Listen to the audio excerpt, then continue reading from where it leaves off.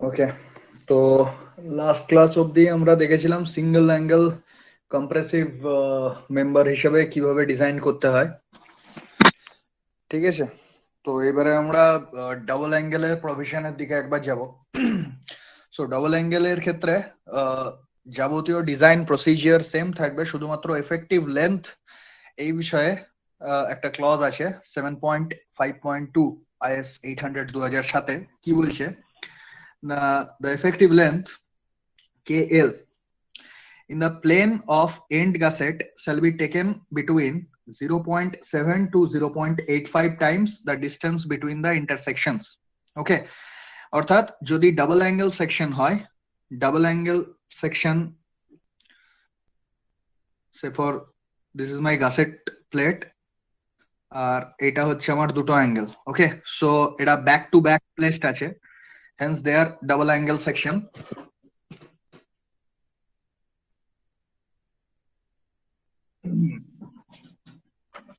Double angle section. তো এইরকম ক্ষেত্রে কি হবে না, এর যদি আমি সাইড থেকে ভিউটা দেখি, সাইড থেকে যদি ভিউটা দেখি তাহলে দেখবো এটা হচ্ছে আমার অ্যাঙ্গেল। ওকে, আর এটা gusset.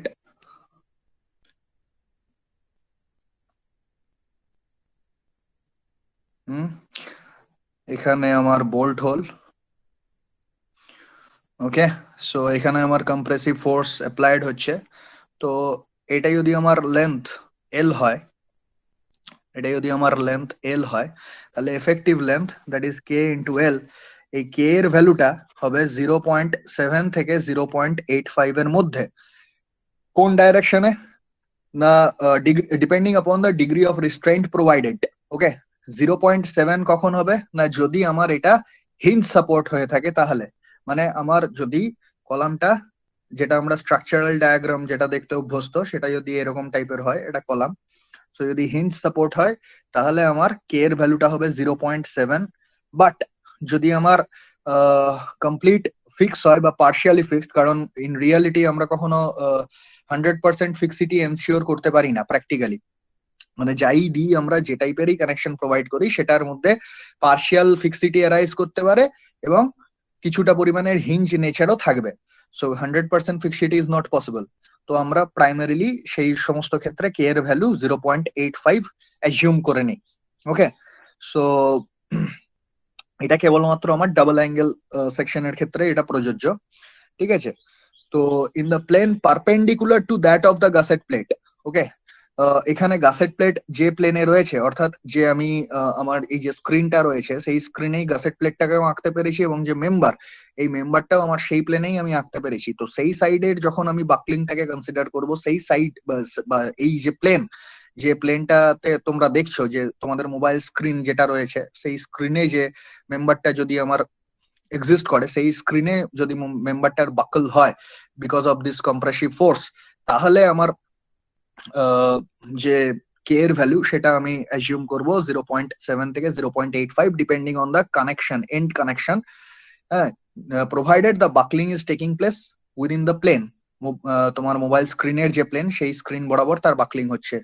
But at the same time যদি এর বাকলিংটা তোমার perpendicular to your mobile screen হয়, অর্থাৎ perpendicular to that of the end gusset, gusset plate যে প্লেনে রয়েছে তার পারপেন্ডিকুলারলি হয়, অর্থাৎ এই ক্ষেত্রে বাকলিংটা তোমার মোবাইল স্ক্রিনের পারপেন্ডিকুলার টুয়ার্ডস ইউ, তোমার দিকে যদি হয়, মোবাইল স্ক্রিনের পারপেন্ডিকুলারলি যদি বাকলিং হয়, তাহলে সেক্ষেত্রে আমরা কিন্তু equal to the distance between the centre of the ইন্টারসেকশনস।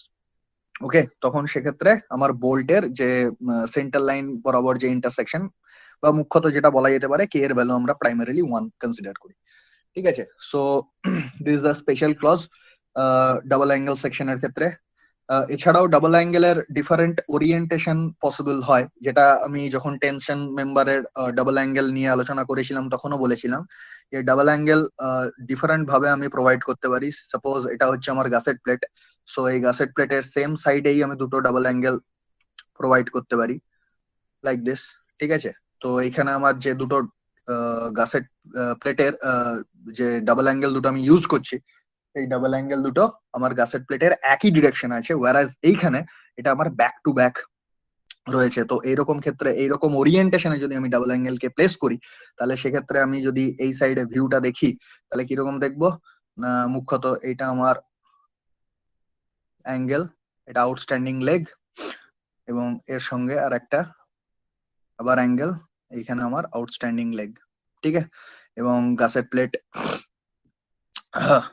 For example এটা হচ্ছে আমার gusset plate. Okay, so this is how it will look like যদি আমি সাইড ভিউতে এটা দেখি, ঠিক আছে। এছাড়াও another orientation is possible, that is called star angle orientation. Star angle orientation বলতে আমার গাসেট প্লেট এইখানে রয়েছে, এইখানে গাসেট প্লেট, এখানে একটা অ্যাঙ্গেল, এবং এই সাইডে আমি এই বরাবর আরেকটা অ্যাঙ্গেল প্রোভাইড করেছি। সো অ্যাজ ইফ এটা একটা স্টার টাইপের দেখতে লাগছে। সো এই ওরিয়েন্টেশনটাকে বলা হয় স্টার অ্যাঙ্গেল। ওকে, স্টার অ্যাঙ্গেল ওরিয়েন্টেশন। এখানেও দুটো অ্যাঙ্গেল কম্পোনেন্ট ইউজ করা হয়েছে। এখানে সেম সাইড ওরিয়েন্টেশন, এখানে অপোজিট সাইডে ব্যাক টু ব্যাক গাসেট প্লেটের ব্যাক টু ব্যাক দুটো অ্যাঙ্গেল প্রোভাইডেড হয়েছে। সো কি টাইপের আমি গাসেট প্লেটের কি ওরিয়েন্টেশনে আমি অ্যাঙ্গেল সেকশনকে গাসেট প্লেটের দুদিকে প্লেস করব, বা গাসেট প্লেটের সেম সাইডে প্লেস করব, বা স্টার অ্যাঙ্গেল ওরিয়েন্টেশনে প্লেস করব, এটা অনেকগুলো ফ্যাক্টরের উপর ডিপেন্ড করে। নাম্বার ওয়ান হচ্ছে দ্য আর্কিটেকচারাল ডিটেলস। হ্যাঁ, তো আর্কিটেকচারের উপর ডিপেন্ড করবে, বিকজ স্টার অ্যাঙ্গেল যদি ওরিয়েন্টেশনে আমি অ্যাঙ্গেল সেকশনকে প্লেস করি, it will give me enough area for painting, ঠিক আছে, আমি পেইন্ট করতে খুব ইজিলি পেইন্ট করতে পারবো। ওয়ারাজ যদি আমি ব্যাক টু ব্যাক দুটো অ্যাঙ্গেলকে প্লেস করি, যেমন এই ক্ষেত্রে ব্যাক টু ব্যাক প্লেসড হয়েছে, সো স্বাভাবিকভাবেই আমার যে প্লেট গুলো, যে লেগ গুলো, অ্যাঙ্গেলের যে লেগ গুলো গাসেট প্লেটের সঙ্গে সাঁটিয়ে লাগানো রয়েছে, সেই সাইডটাতে আমি প্রপারলি পেন্টিং করতে পারবো না, ঠিক আছে। সিমিলারলি এখানেও এই যে দুটো লেগ পরস্পরের সঙ্গে এইভাবে জুড়ে আছে, সেম সাইডের ক্ষেত্রেও এই লেগ দুটোতে প্রপারলি আমি পেন্টিং করতে পারবো না, ওয়ারাজ স্টার অ্যাঙ্গেলের ক্ষেত্রে আমার পেন্টিং এর যে কোনো প্রবলেমটা অতটা প্রমিনেন্ট নয়। ওকে, এছাড়াও আরো ইস্যু আছে যে কি পরিমাণের লোড আমার এই মেম্বারটাকে ক্যাটার করতে হবে, কি পরিমাণের লোড এই মেম্বারটাতে আসতে চলেছে, সেই বিষয়টাও এখানে ভূমিকা রাখে। তো আমরা দেখবো যে একটা পার্টিকুলার ওরিয়েন্টেশনের জন্য একটা মেম্বারের কি রকমের স্ট্রেংথ ডেভেলপ করে, ঠিক আছে। সো স্টার অ্যাঙ্গেলের ক্ষেত্রে একটা মেম্বারের ক্যাপাসিটি কি হয়, ডাবল অ্যাঙ্গেলের ক্ষেত্রে একটা মেম্বার মানে সেম সাইডের ক্ষেত্রে কি হয়, বা ব্যাক টু ব্যাক যদি আমি ওরিয়েন্টেশন প্রোভাইড করি, তাহলে সেই দুটো অ্যাঙ্গেলই তাদের ইউনাইটেডলি তাদের লোড টেক আপ করার ক্ষমতা কিভাবে মানে ভ্যারি করে, সেটা নিয়ে আমরা এরপরে আলোচনা করছি। সো এখানে একটা প্রবলেম গিভেন আছে। সে ফর এক্সাম্পল কোয়েশ্চেনে বলছে যে discontinuous strut of length 4 metre. Okay, so discontinuous strut of length 4 metre. তো এখানে আমাকে স্ট্রাট অর্থাৎ কলাম মেম্বার, বা স্ট্রাট হচ্ছে মূলত ছোট কলাম বলতে পারো, যেখানে অতটা ট্রিমেন্ডাস অ্যামাউন্টের লোড এসে পড়ছে না সেরকম একটা, বাট এটা প্রাইমারিলি যে এই লোডটা হবে কম্প্রেসিভ লোড। সো লেন্থ হচ্ছে 4 metre, consists of two unequal angles, ISA 100/75/8, is connected to a 10 millimeter thick gusset plate by its longer leg. Okay, determine the strength if it is connected on the opposite side of the gusset plate and same side of the gusset plate. So দুটো case বলেছে। Number one, এটা হচ্ছে আমার gusset plate, say for example, এবং এই gusset প্লেটের দুদিকে আমি অ্যাঙ্গেল সেকশন প্রোভাইড করেছি।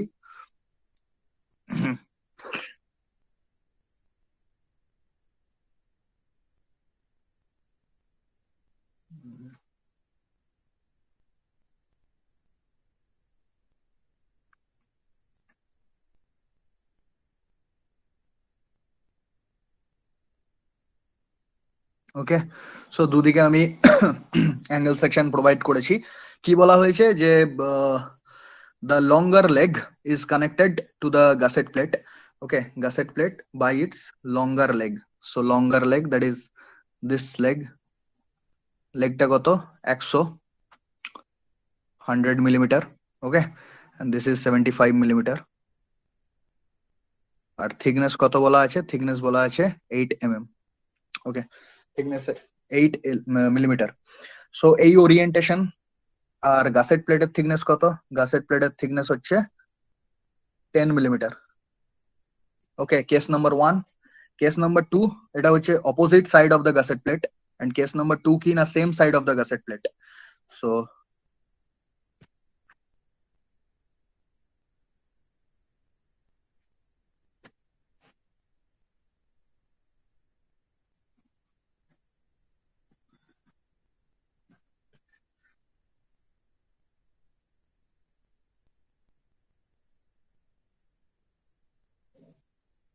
okay, same side of the gusset plate. So case number 1 and this is case number 2. So এই দুটো কেসের এগেইনস্টে আমাকে স্ট্রাট যার length L is equals to 4 metre বলে দেওয়া আছে। সো এখানে আমার এফেক্টিভ লেন্থ কিছু বলা নেই, বাট ডিসকন্টিনিউয়াস স্ট্রাট, তার মানে এখানে আমাকে আলাদা করে আর LX আর LY বার করতে হবে না, যেহেতু একটা আলাদা ইন্ডিভিজুয়াল কলামের কথাই আমি এখানে বলে দিচ্ছি স্পেসিফিক্যালি। বাট ইন রিয়ালিটি আমরা এরকম কেস পাবো না। আমরা যখন পাবো তখন আমরা দেখি যে বিল্ডিং এর ক্ষেত্রে বিভিন্ন রকম বিভিন্ন ডাইরেকশনে ল্যাটারাল রিস্ট্রেন্টমেন্ট প্রোভাইডেড থাকে, যেগুলো নিয়ে আমরা এর আগের যে লেকচারটা সেটাতে আলোচনা করেছিলাম। তো সেক্ষেত্রে আমাদেরকে ম্যানুয়ালি বার করতে হয় যে ইন রিয়েল প্রবলেমে LX কতটা হবে, দিস ইজ L1, LY কতটা হবে, this is L2। So LX and LY এক হবে সেরকম কোনো গ্যারান্টি থাকে না। ইন রিয়ালিটিতে LX আর LY আলাদা আলাদা হয় যখন আমরা একটা কমপ্লেক্স স্ট্রাকচার নিয়ে ডিল করব বাড়িতে বা কোনো ইন্ডাস্ট্রিয়াল শেড নিয়ে, তখন। বাট এখানে যেহেতু ইন্ডিভিজুয়াল একটা ডিসকন্টিনিউয়াস কলাম আছে, সেখানে আমার L is equals to 4 metre. So how to solve this? So আমরা কেস বাই কেস নিয়ে ডিল করি। সো ফার্স্ট কেস নিয়ে আমরা ফার্স্টে ডিল করি। তো তার আগে আমাদেরকে যে অ্যাঙ্গেল সেকশন প্রোভাইডেড আছে, অ্যাঙ্গেল সেকশন ISA 100/75/8, এর সেকশনাল প্রপার্টি গুলো কি অ্যাজ পার SP6? সেগুলো হচ্ছে এরিয়া হচ্ছে 1336 মিলিমিটার স্কোয়ার। ওকে, সেকেন্ড হচ্ছে RXX, that is 31.4 millimeter. So okay,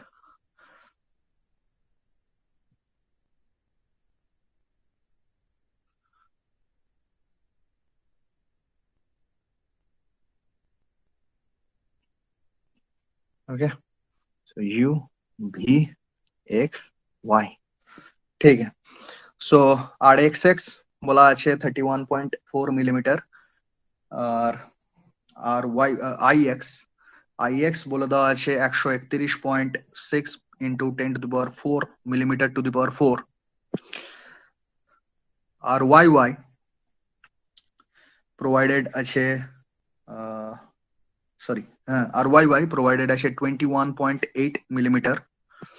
okay, and RU 34.8 millimeter। RV, এটা U,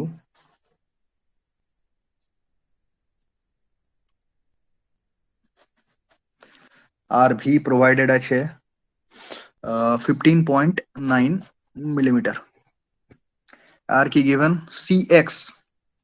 CX given 31.0 millimeter and CY 18.7 millimeter। okay, R IY is equals to 63.3 into 10 to the power 4 millimeter to the power 4। okay, now these are the property যেটা SP6 এর table থেকে নেওয়া অ্যাঙ্গেলের for ISA 100/75/8। এই সেকশনটার এই হচ্ছে property যেগুলো আমাদের SP6 থেকে প্রপার্টি ডাইরেক্ট পেয়ে যাবো। এবারে এখানে দুটো জিনিস অবজার্ভ করার কথা বলবো। প্রথম যেটা অবজার্ভ করতে হবে সেটা হচ্ছে যে নর্মালি আমরা এতক্ষণ অব্দি যে সমস্ত সিমেট্রিক মেম্বারের কথা আলোচনা করেছি, সিঙ্গেল অ্যাঙ্গেল ব্যতি রেখে যে সমস্ত সিমেট্রিক মেম্বারের কথা আলোচনা করেছি, সেখানে আমরা দেখেছি RX বা RX এর ভ্যালুটাই নর্মালি বেশি হয় এবং RY এর ভ্যালুটা নর্মালি কম হয়। এইখানে পার্টিকুলারলি অ্যাঙ্গেল সেকশনের ক্ষেত্রে যেহেতু এই মেম্বারটা অ্যাসিমেট্রিক, হ্যাঁ, এক্স অ্যাক্সিস বা ওয়াই অ্যাক্সিস এর সাপেক্ষে এটা অপ্রতিসম, সেই জন্য এর ক্ষেত্রে ইউ এবং ভিভি অ্যাক্সিস এর অবতারণা হয়। এবং ইউ ইউ আর ভিভি অ্যাক্সিস এর যদি ভ্যালু গুলো আমরা নোট করি তাহলে দেখবে যে R U, that is the radius of gyration about u axis is 34.8, whereas radius of gyration about x axis is 31.4.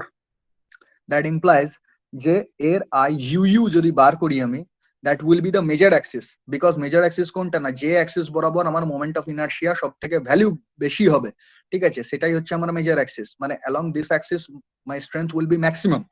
Okay, and along the minor axis মানে that means যে axis বরাবর আমার radius of gyration or moment of inertia দুটোই এই ক্ষেত্রে সমার্থক। কারণ কি, কারণ হচ্ছে যে মোমেন্ট অফ ইনার্শিয়া যদি বেশি হয় তাহলে স্বাভাবিকভাবেই রেডিয়াস অফ গাইরেশন এর ভ্যালু বাড়বে, because radius of gyration is equal to basically under root I upon A, তাই না?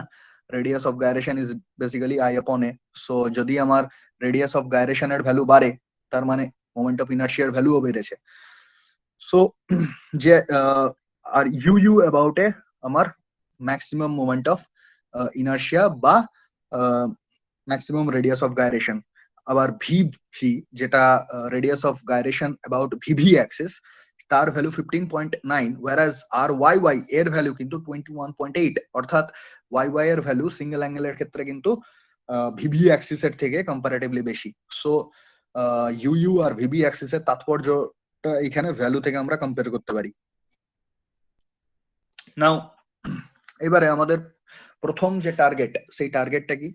ফার্স্ট টার্গেট হলো যে আমরা অ্যানালিসিস করব যে অ্যাঙ্গেল। স্যার বলো স্যার, বলছি ওই সিএক্স আর সিওয়াই টা কি জিনিস? সিএক্স আর সিওয়াই, সিএক্স আর সিওয়াই হচ্ছে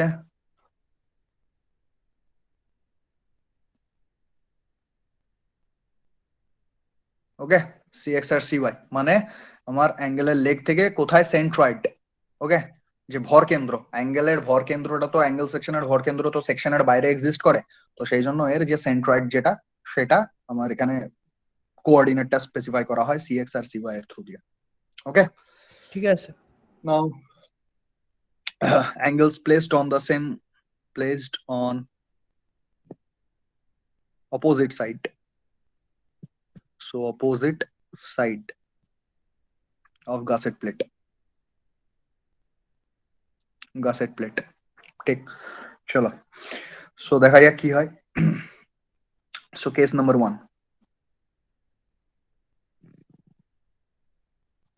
gusset plate,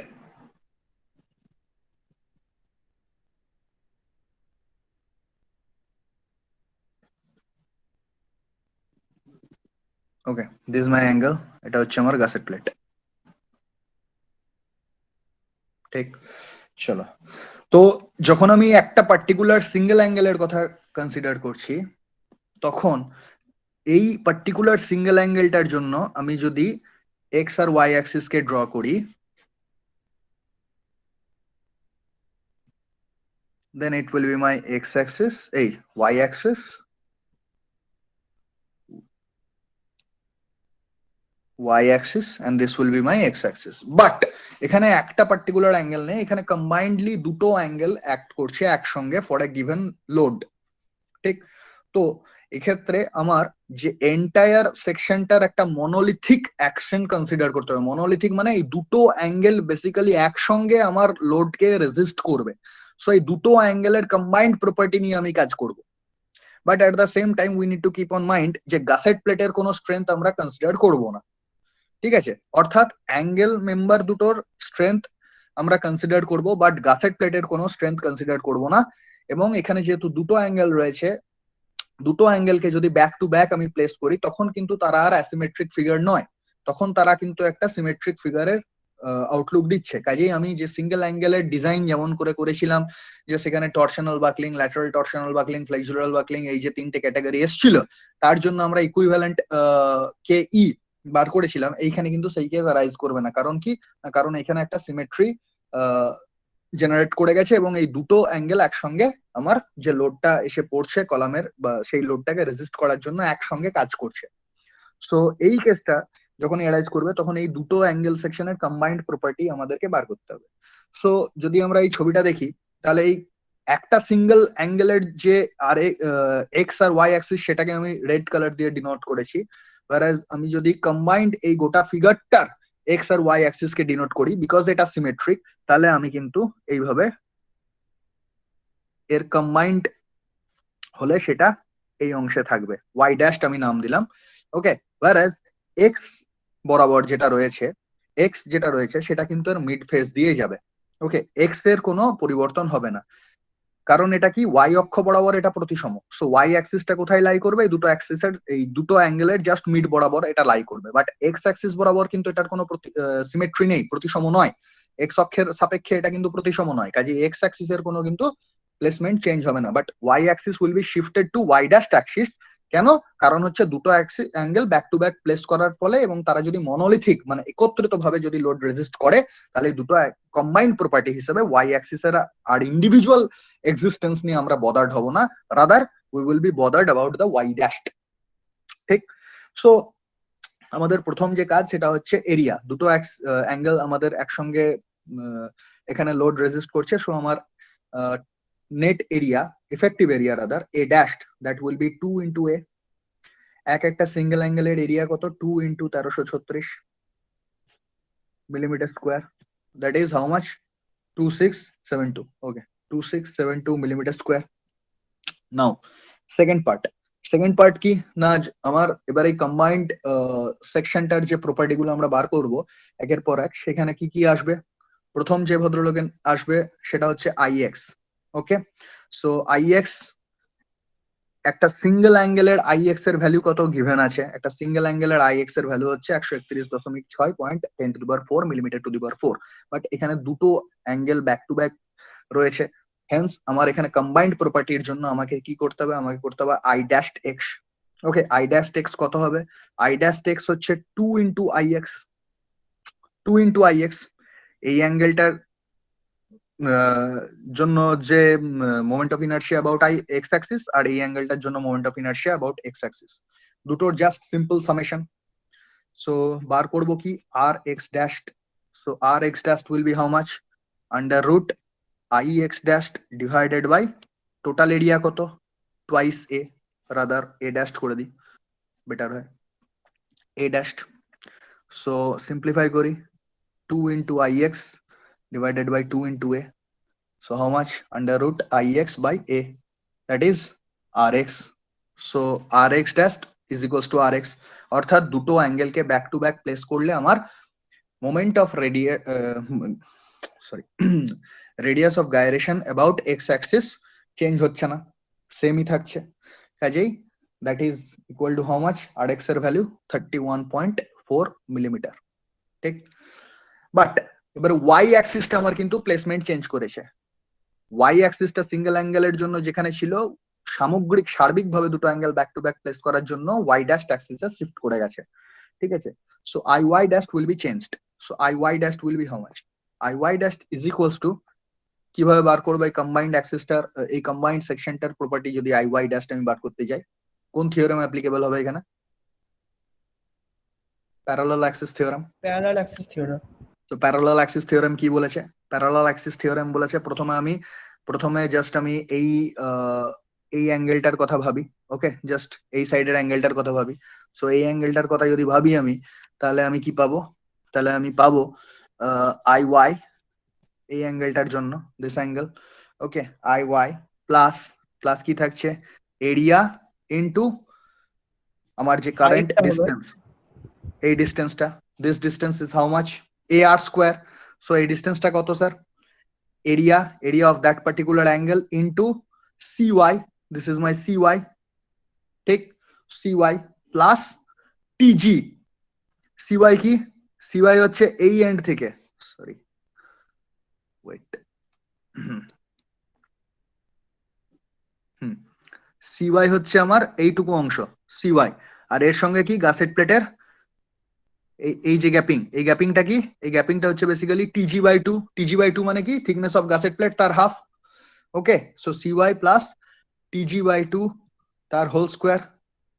ওকে, সো এই অ্যাঙ্গেলটার জন্য যা হবে এই পাশের অ্যাঙ্গেলটার জন্য ঠিক সিমিলারলি হবে, এই পাশের অ্যাঙ্গেলটার জন্য তাই হবে। সো দুটো অ্যাঙ্গেল আছে, 2 দিয়ে multiply. So how much? So 2 into IY এর ভ্যালু কত? IY এর ভ্যালু হচ্ছে 63.3 into 10 two the power 4, 63.3 into 10 two the power 4 plus area, area is how much? 2672 into CY, CY এর ভ্যালু কত? 18.7, 18.7 প্লাস TG বাই 2, TG কত gusset প্লেটের thickness? 10 বলা আছে মনে হয়, 10 millimetre thickness of gusset plate, 10 millimetre. Okay, so 10 millimetre যদি হয় তাহলে এখানে আসবে 10/2 তার হোল স্কোয়ার। ঠিক, চলো তাহলে কত আসে ক্যালকুলেট করে? এরিয়া তো 1336 হয় না? ও হ্যাঁ, সরি। Hmm, thank you. কত আছে?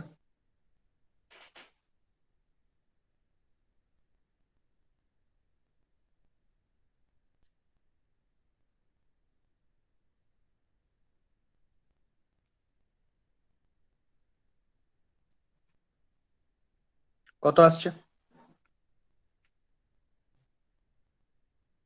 Sir 2.77 into 10⁶।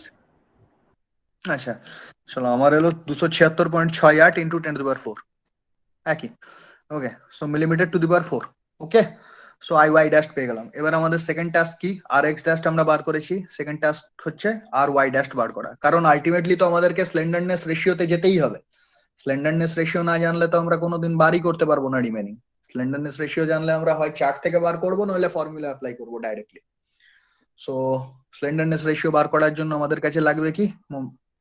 Radius of gyration R Y dash আর RX dash. So RY dash কত?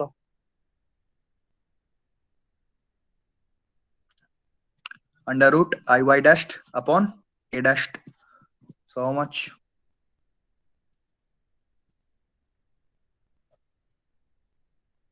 Area 2672 কত আছে? 32.18 মিলিমিটার এসছে মনে হয়। ওকে, সো 32.18 মিলিমিটার। নাও এবার একটা জিনিস এখানে অবজার্ভ করো, সেটা হচ্ছে RY is equals to 32.18 মিলিমিটার। Now look at here, single অ্যাঙ্গেলের ক্ষেত্রে RY এর ভ্যালু কত ছিল? 21.8 মিলিমিটার। সিঙ্গেল অ্যাঙ্গেলের ক্ষেত্রে RX এর ভ্যালু কত ছিল? 31.4 মিলিমিটার। ডাবল অ্যাঙ্গেলকে যদি আমি ব্যাক টু ব্যাক প্লেস করি, mind it, back to back, এখানে যেমন ব্যাক টু ব্যাক প্লেসড আছে, সেই ব্যাক টু ব্যাক যদি আমি প্লেস করি, তাহলে আমার RY যেটা আমার আগে কম ছিল, যেটা আগে ছিল সিঙ্গেল অ্যাঙ্গেলের জন্য 21 পয়েন্ট সামথিং, 21.8 মিলিমিটার, সেই ভ্যালুটা এখন ডাবল অ্যাঙ্গেলের জন্য বৃদ্ধি পেয়ে হয়ে গেল 32.18। At the same time RX এর ভ্যালু যেটা ছিল 31.4 millimetre for single angle, I repeat for single angle, সেটা কিন্তু অ্যাজ ইট ইজ রয়ে গেল। ওকে, সো আমি অ্যাঙ্গেলের প্লেসমেন্ট, অ্যাঙ্গেলের ওরিয়েন্টেশন কিভাবে রাখছি ডাবল অ্যাঙ্গেলের ক্ষেত্রে, তার উপর ভিত্তি করে আমার কিন্তু এন্টায়ার সেকশনটার রেডিয়াস অফ গাইরেশন বা মোমেন্ট অফ ইনার্শিয়া এইগুলো চেঞ্জ হতে থাকছে। ওকে, তো ডাবল অ্যাঙ্গেল যদি আমি ব্যাক টু ব্যাক ইউজ করি, তাহলে তার ক্ষেত্রে আমরা দেখলাম যে RX আর RY এর ভ্যালুগুলো সমকক্ষ হয়ে যাচ্ছে। ওকে, সমকক্ষ হয়ে যাচ্ছে কেন বললাম না? RY এর ভ্যালু সিঙ্গেল অ্যাঙ্গেলের জন্য ছিল 21 আর RX এর ভ্যালু ছিল 31.4, সো হিউজ ডিফারেন্স। ওয়ারাস বর্তমানে ব্যাক টু ব্যাক প্লেসমেন্টের ফলে কি হচ্ছে না, RY এই ভ্যালু দুটো কাছাকাছি চলে আসছে, দুটোই মোটামুটি 31 32 এর কাছাকাছি আসছে। এবং এখানে আরেকটা জিনিস যেটা অবজার্ভ করার বিষয়, সেটা হচ্ছে যে ব্যাক টু ব্যাক যদি আমি অ্যাঙ্গেল সেকশনকে প্লেস করি, অর্থাৎ গাসেট প্লেটের দুদিকে যদি দুটো অ্যাঙ্গেলকে আমি প্লেস করি, তাহলে কোন ভ্যালুটা বাড়ে? বেসিক্যালি ব্যাক টু ব্যাক যদি আমি প্লেস করি, তাহলে সেটা RY অর্থাৎ radius of gyration about Y axis কে বাড়িয়ে দেয়। এই জিনিসটা অবজার্ভ করার বিষয় এখানে ওয়াই অ্যাক্সিসের। তাহলে আমি যদি এবার ম্যাক্সিমাম টাইম আমরা যখন এতদিন অব্দি যা আলোচনা করেছি কম্প্রেসিভ ফোর্স ক্যারিং মেম্বার নিয়ে, কলাম নিয়ে, তখন আমরা দেখেছি যে আমাদের কাছে ক্রিটিক্যাল স্লেন্ডারনেস রেশিওটা মেম্বারের স্ট্রেংথ গভর্ন করার জন্য মুখ্য ভূমিকা পালন করে। সো ক্রিটিক্যাল স্লেন্ডারনেস রেশিও কোনটা না? The minimum of RX and sorry RY। ওকে, মানে অর্থাৎ অ্যালং এক্স অ্যাক্সিস যে স্লেন্ডারনেস রেশিও এবং অ্যালং ওয়াই অ্যাক্সিস যে স্লেন্ডারনেস রেশিও, তাদের মধ্যে যেটা মিনিমাম সেটাই আমার বেসিক্যালি আমার স্ট্রেংথ অফ দ্য মেম্বারকে গভর্ন করাবে। তো সেইটা যদি হতে হয় তাহলে আমার সেক্ষেত্রে আর ওয়াই এর ভ্যালু নর্মালি কমের দিকে থাকে, তো আর ওয়াই এর ভ্যালুটাকে আমি ইনক্রিজ করবার যদি চেষ্টা করি তাহলে সেক্ষেত্রে আমাকে back to back orientation provide করতে হবে। ওকে, অ্যাট দ্য সেম টাইম আমার আর্কিটেকচারও এখানে ম্যাটার করে। সো এই জিনিসগুলো জাস্ট অবজার্ভ করার জন্যই আমি বললাম। Anyway, so move ahead. So R Y dash হচ্ছে কত, 32.18 মিলিমিটার। নাও এরপরে আমাদের যে কাজটা সেটা হচ্ছে আর মিনিমাম কে বার করা। So R minimum is how much? R minimum হচ্ছে minimum of rx dashed and ry dashed. Okay, so how much it is coming out? 31.4 millimetre. So এতক্ষণ অব্দি আমরা এটা দেখতে অভ্যস্ত ছিলাম যে আর এক্স এর ভ্যালুটাই সব থেকে কম আসছে, এই আর ওয়াই এর ভ্যালুটা সব থেকে কম আসছে, বাট ডাবল অ্যাঙ্গেল যদি ব্যাক টু ব্যাক প্লেসমেন্ট হয় তখন আমার কাছে মিনিমাম চলে এলো কিন্তু আর এক্স ড্যাশটা। Okay, now we need to calculate L E, effective length. Effective length কি না আমরা কনসিডার করি কে ইনটু এল। কে এর ভ্যালু কত রাখতে বলা হয়েছে না 0.7 থেকে 0.85 in the plane of gusset. Okay, so এবারে নরমালি আমরা কি টেক আপ করি 0.85। 0.7টা কখন হয় না যদি আমার পিওরলি হিঞ্জড হয় তাহলে সেক্ষেত্রে আমরা 0.7 ইউজ করি, বাট ইন রিয়ালিটি আমরা 100% হিঞ্জ সাপোর্ট বা 100% ফিক্সড সাপোর্ট এই দুটোই দিতে পারি না, practically it is impossible. So আমরা সবসময় 0.85 কে কনসিডার করি মোস্টলি। কেন? কারণ হচ্ছে যে যে কোনো টাইপের কানেকশনের মধ্যে কিছুটা হিঞ্জ নেচার আর কিছুটা ফিক্সড নেচার ডেভেলপ করবেই। ওকে, সো এই জন্যই একটা, যেহেতু এই দুটো নেচারেরই একটা কম্বিনেশন থাকে, তো সেই জন্য 0.85 কে আমরা মোস্টলি প্রেফার করি। অ্যাকচুয়ালি 0.85 এর এই ভ্যালুটা আসে যে পিওরলি হিঞ্জ সাপোর্টের জন্য 0.7 হচ্ছে পিওরলি ফিক্সড সাপোর্টের জন্য, সরি মিস্টেক, 0.7 হচ্ছে ফিক্সড সাপোর্টের জন্য অ্যান্ড 1 হচ্ছে পিওরলি হিঞ্জ সাপোর্টের জন্য। ওকে, এর আগে আমি এটা ভুল বলেছি, ওটা প্লিজ একটু রেকটিফাই করে নিও। 0.7 হচ্ছে ফর ফিক্সড আর এটা হচ্ছে মিক্সড। মিক্সড ইন নেচার মানে হচ্ছে ফিক্সিটিও আছে পার্শিয়ালি আর পার্শিয়ালি হিঞ্জ নেচারও আছে। সো যদি আমার পিওরলি হিঞ্জ থাকে তাহলে কে এর ভ্যালু হবে 1, যদি পিওরলি ফিক্স থাকে তাহলে আমার কে এর ভ্যালু হবে 0.7। এবং যেহেতু আমার একটা এখানে পার্শিয়াল নেচার আছে, মানে পার্শিয়াল ফিক্সিটি যে কোনো টাইপের প্র্যাকটিক্যাল সাপোর্ট সিস্টেমের মধ্যে অ্যারাইজ করবেই, এটাকে আমি অ্যাভয়েড করতে পারি না। সেই জন্য 0.85টা আছে 1 plus 0.7 divided by 2, that is 1.7 divided by 2। Okay, so that is 0.85। Okay, so এইভাবে নর্মালি ডিল করা হয়। সো আমরা টিপিক্যালি যেটা অ্যাজিউম করি কে এর ভ্যালু সেটা হচ্ছে 0.85, assuming that partial fixity always generates. So 0.85 into 4 meter, সেটা হচ্ছে 3.4 meter. Okay. Okay. So effective length হচ্ছে this much. Now second task is to calculate slenderness ratio, that is lambda. Lambda is how much? L effective upon R minimum. কত আছে? L effective কত? 3.4 into 1000. R minimum কত? 31.4. 31.4. How much? কত আছে?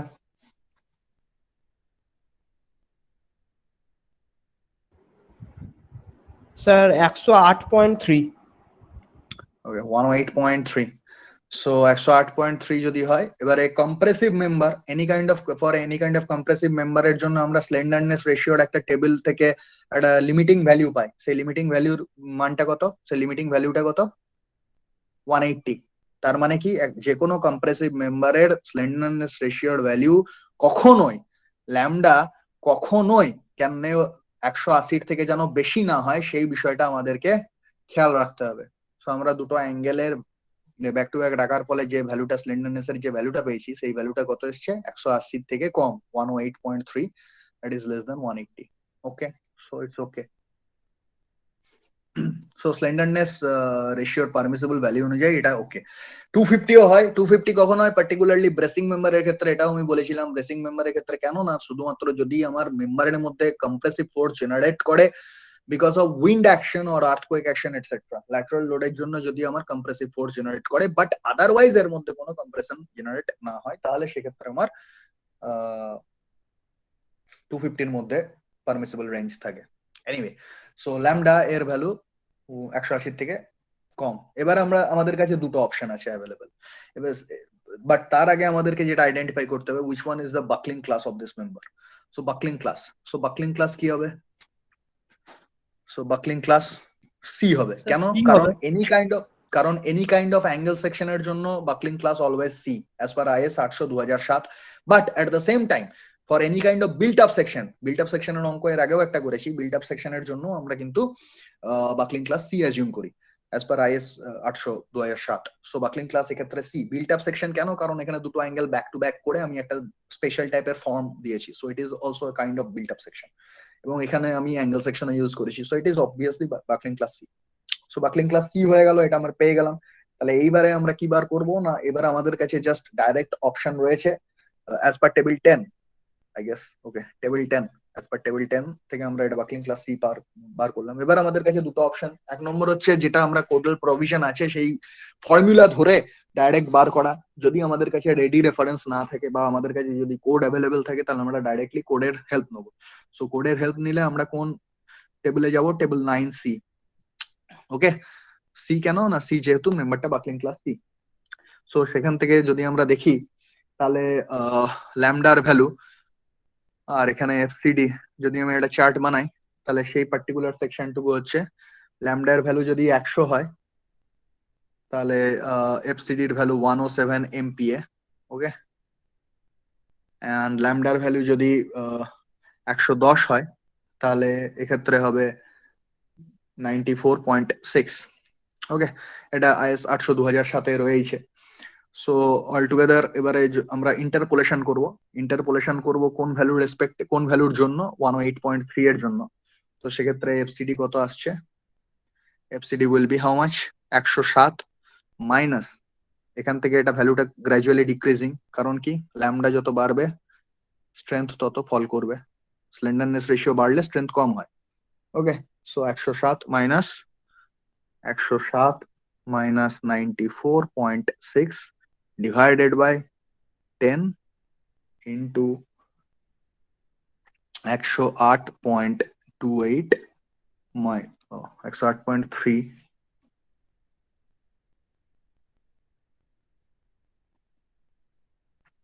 108.3 minus 100।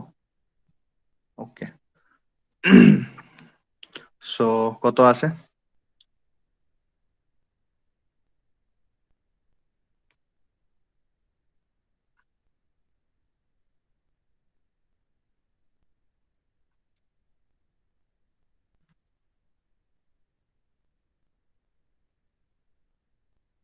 কত আসছে?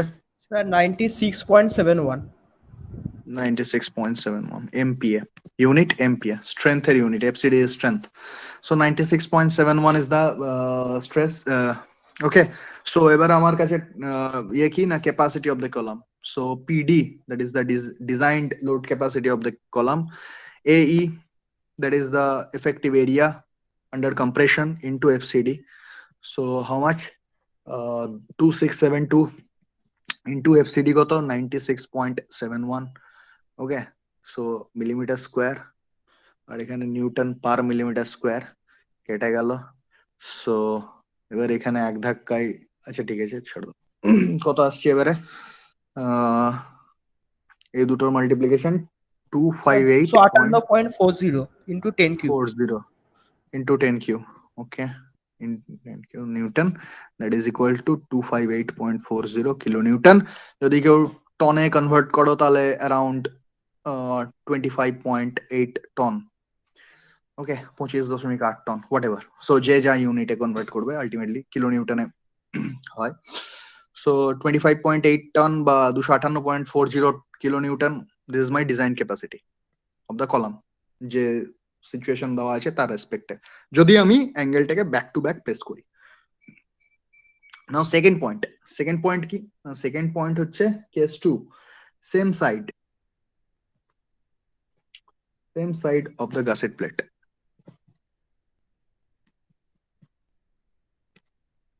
Same side of the gusset plate. চলো, gusset plate হয়ে গেল। আচ্ছা,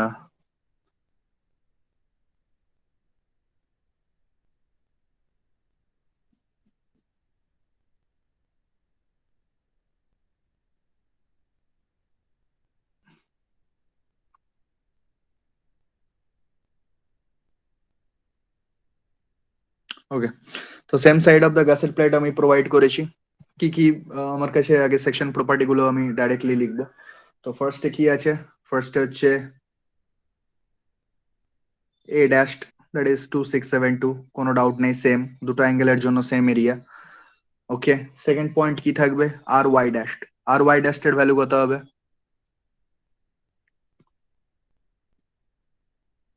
আর ওয়াই ড্যাশড এর ভ্যালু কত হবে, সিঙ্গেল অ্যাঙ্গেলের জন্য যেখানে রয়েছে। এবারে এই সেকশনটার কথা ভাবো, এখন যে এই এই অবস্থায় আমার যেটা রয়েছে, এই সেকশনটা আমার কোন অ্যাক্সিস বরাবর আমার সিমেট্রিক,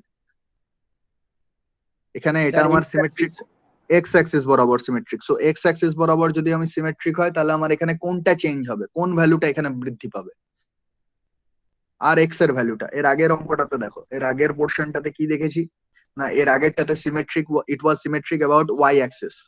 সো আমার কাছে আলটিমেটলি বেড়েছিল কোনটা, বেড়েছিল হচ্ছে আর ওয়াই। আর ওয়াই এর ভ্যালুটা আমার বেড়ে গেছিল 32.18 initially for single angle. R Y এর value was how much, 21.8। So আমার এখানে এখানে এখানে আমার সিমেট্রিক কোন অ্যাক্সিস বরাবর, এক্স অ্যাক্সিস বরাবর। তাহলে এখানে আমার বেশি কোন, মানে রেডিয়াস অফ গাইরেশন বেশি কোন অ্যাক্সিস এর অ্যাবাউটে হচ্ছে, এক্স অ্যাক্সিস এর অ্যাবাউটে হবে। সো ওয়াই অ্যাক্সিস এর অ্যাবাউটে এখানে কিন্তু কোনো চেঞ্জ হবে না, fact. So R Y dash will be 21.8 millimetre. কিভাবে হলো, ওই আগের মতনই, যেমন ভাবে আগে করলাম, যেমন ভাবে এখানে আগেও করলাম, I X dash will be 2 × IX। এক্ষেত্রে আমার কি হতো, এক্ষেত্রে আমার হতো, যদি আমি আর ওই আগের প্রসেসটাই রিপিট করি, R Y dash is equals to R Y. কেন, কারণ হচ্ছে, কারণ হচ্ছে I Y dash is equals to 2 × IY, and ry dashed is equals to under root iy dashed upon a. So a dashed rather, so under root 2iy divided by 2a কেটে গেল, so ry পড়ে রইলো। Okay, so this is the step basically. So rx dashed, rx dashed এর ভ্যালুটা কি হবে, এবারে এখানেও সেই প্যারালাল অ্যাক্সিস থিওরেম লাগবে। প্যারালাল অ্যাক্সিস থিওরেম লাগাবার জন্য আমি প্রথমে কি করব, this was my, for single অ্যাঙ্গেলের জন্য এটা হচ্ছে আমার এক্স এর ভ্যালু, এক্স এর ভ্যালু এখানে আমি এক্স ড্যাশড করে দিলাম। ওকে, সো এমত অবস্থায় আমি যদি আর এক্স ড্যাশড এর ভ্যালু বার করতে চাই, তাহলে কি বার করবো বলো, এখানে এইটা কি, what is this, this is C X, ঠিক। তো এখানে কি হবে, এখানে আমার গাসেট প্লেট পাবে না। সো ডাইরেক্টলি আমি যদি এখানে ভ্যালুটা বার করতে যাই, কি বার করবো বলো, সো আই এক্স ড্যাশড যদি বার করতে চাই, I x dashed is equals two how much, 2 × IX plus a × CX তার হোল স্কোয়ার লিখতে পারি,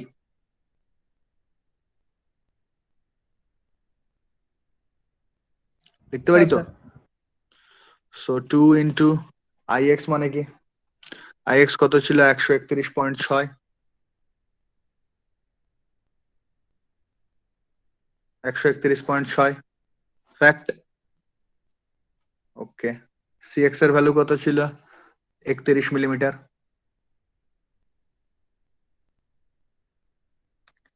এরিয়া কত ছিল, 1336, সরি এখানে একটা 10⁴ আছে,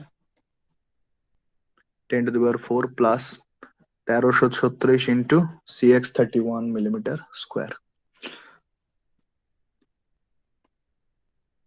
So how much?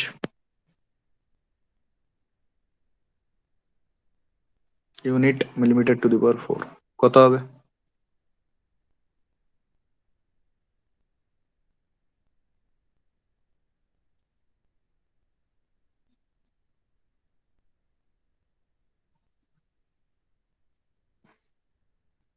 Sir 5.19 into 10⁶। ওকে, 519.98 আমার এসছে 10⁴ মিলিমিটার টু দি পাওয়ার 4। ওকে, ঠিক আছে। তো আর এক্স ড্যাশ বার করবো, কত আসে, under root I X dash upon A dash. So under root 519.98 into 10⁴ divided by A dash, A dash is how much, 2672, that is equal to 44.11 millimeter. দেখো তো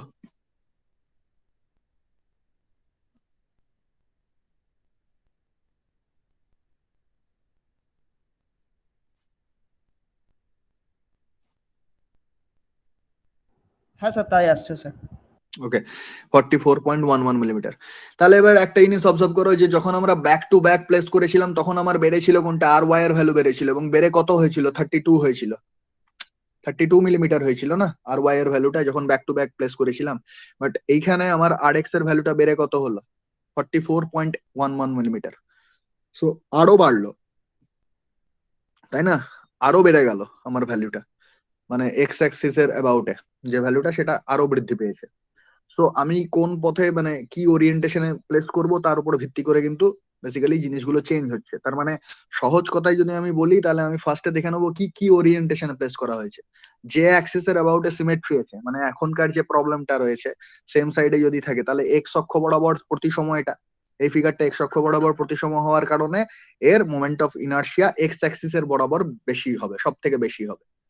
ওকে, similarly আগের ক্ষেত্রে আমার ওয়াই অ্যাক্সিস বরাবর প্রতিসম, তো এর আগের ক্ষেত্রে আমার ম্যাক্সিমাম মোমেন্ট অফ ইনার্শিয়া তথা রেডিয়াস অফ গাইরেশন ওয়াই অক্ষ বরাবর সর্বোচ্চ হবে।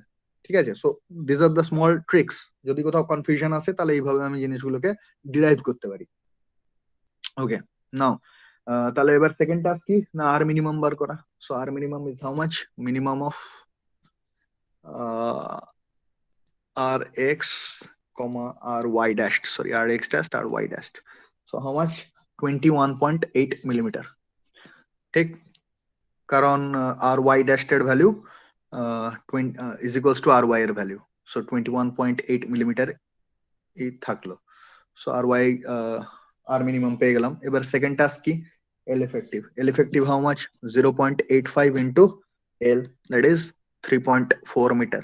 Okay, now slenderness ratio lambda, lambda is how much, critical lambda, আমি এখানে দুটো আর আলাদা করে বার করছি না, ল্যামডা এক্স ল্যামডা ওয়াই আলাদা করে বার করছি না, because we know that governing lambda will be the বা slenderness will be the minimum slenderness ratio.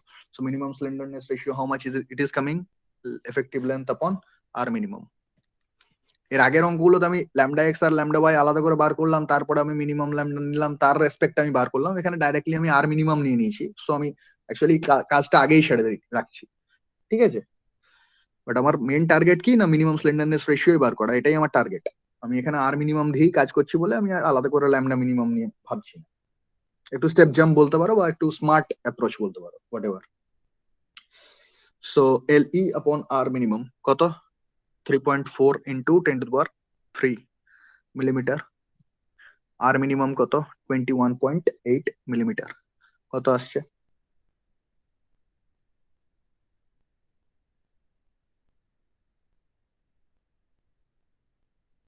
Sir 155.96। So 155.96, again it is less than 180, hence okay, ঠিক। তো স্লেন্ডারনেস রেশিও 155.96, এর আগেরটাতে কত এসেছিল, এর আগেরটাতে এসেছিল 108, এই ভ্যালুটাই ছিল 108, ঠিক, 108 পয়েন্ট সামথিং, 108.3 মনে হয়। 30। So okay, so 108.3। তো এখান থেকে বোঝা যাচ্ছে যে মানে স্লেন্ডারনেস রেশিওর ভ্যালুটা এখানে অনেকটা বেড়ে গেছে, কাজে এর স্ট্রেংথ অবভিয়াসলি আগের ওরিয়েন্টেশনের তুলনায় কম হবে, ফ্যাক্ট। সো স্যার এটা 156 আসছে পুরোপুরি। আচ্ছা ঠিক আছে, চলো 156 হলো না হয়,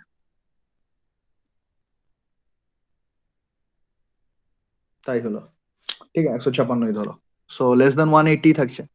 anyway, so lambda is equals to L E, ও ল্যামডা তো বার করলাম। এবারে নেক্সট টাস্ক কি না, নেক্সট টাস্ক হচ্ছে হয় আমার কাছে ফর্মুলা থাকলে ফর্মুলা অ্যাপ্লাই করব, নইলে আমার কাছে কোড থাকলে আমি কোড থেকে ডাইরেক্টলি টেবিল থেকে অ্যাপ্লাই করব। So table 9, again buckling class C বলার অপেক্ষা রাখে না। সো বাকলিং ক্লাস সি, এটা কিন্তু আমি মেনশন করে দেবো, তারপরে আমি টেবিলের রেফারেন্স দিলে টেবিলের রেফারেন্স দেবো, নইলে আমি ফর্মুলা অ্যাপ্লাই করলে ফর্মুলা রেফারেন্স দেবো। সো আমি টেবিল 9 এর রেসপেক্টে নিচ্ছি কারণ কাজটা তাড়াতাড়ি হবে। So FCD, FCD is how much, FCD বার করার আগে আমাকে রেঞ্জটা দেখে নিতে হবে। সো ল্যামডা এফসিডি রেঞ্জটা কত, 156 কথাটা অর্থ কি? এর আগের ভ্যালু কি 150, এর পরের ভ্যালু কি 160। ওকে, সো 150 এর রেসপেক্ট স্ট্রেংথ কত? 59.2 MPa, সো ইউনিট MPa। আর স্লেন্ডারনেস এর ইউনিট কত? স্লেন্ডারনেস ইউনিট কত? Slenderness ratio?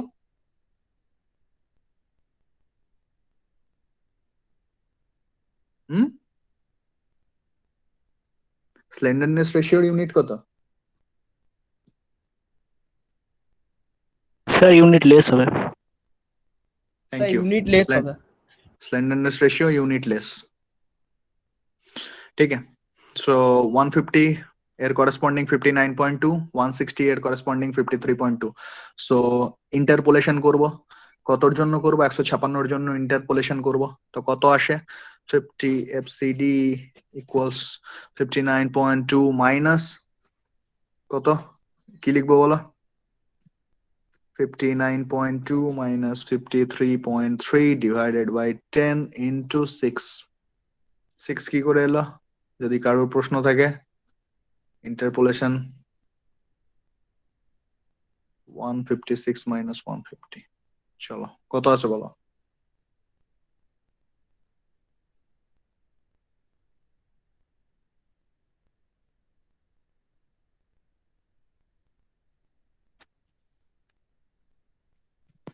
দেখো 55.68 MPa কিনা বলো।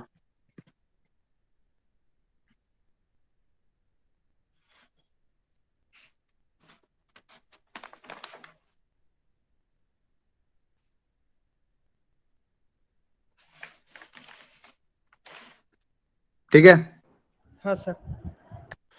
So so PD design strength কত হবে না? 55.68 MPa ইন্টু 2672।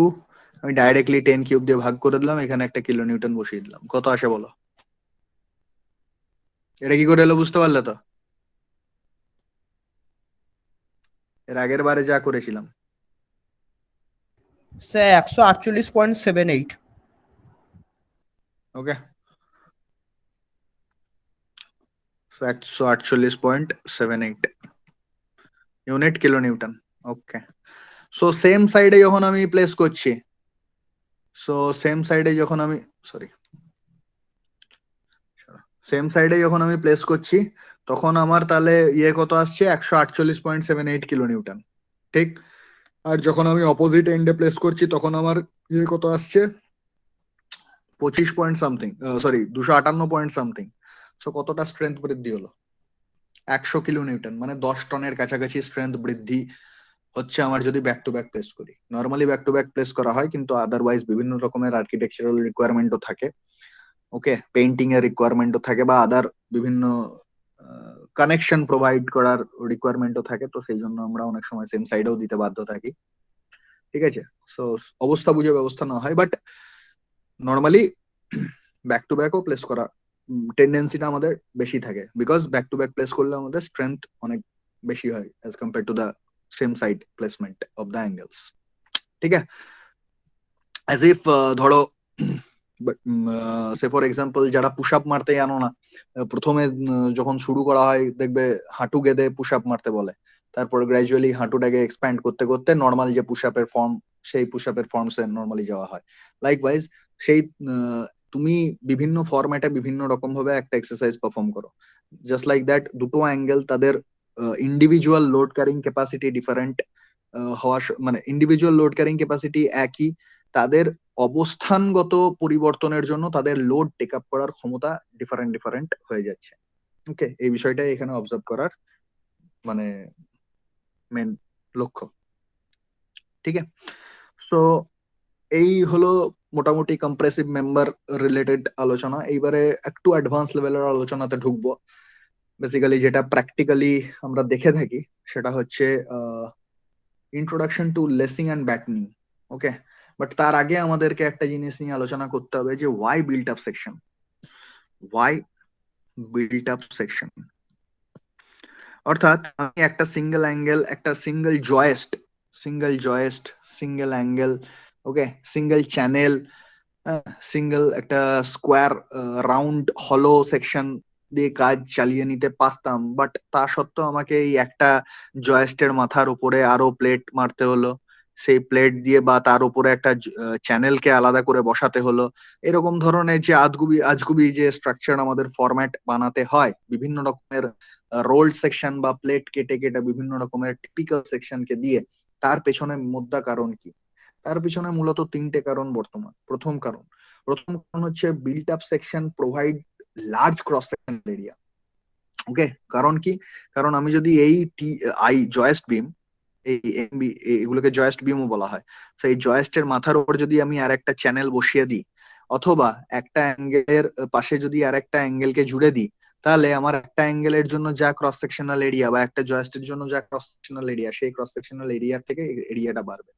বেসিক্যালি কারোর লোড টেক আপ করার ক্ষমতা পি বা design strength, okay, capacity, load carrying capacity, that is the PD.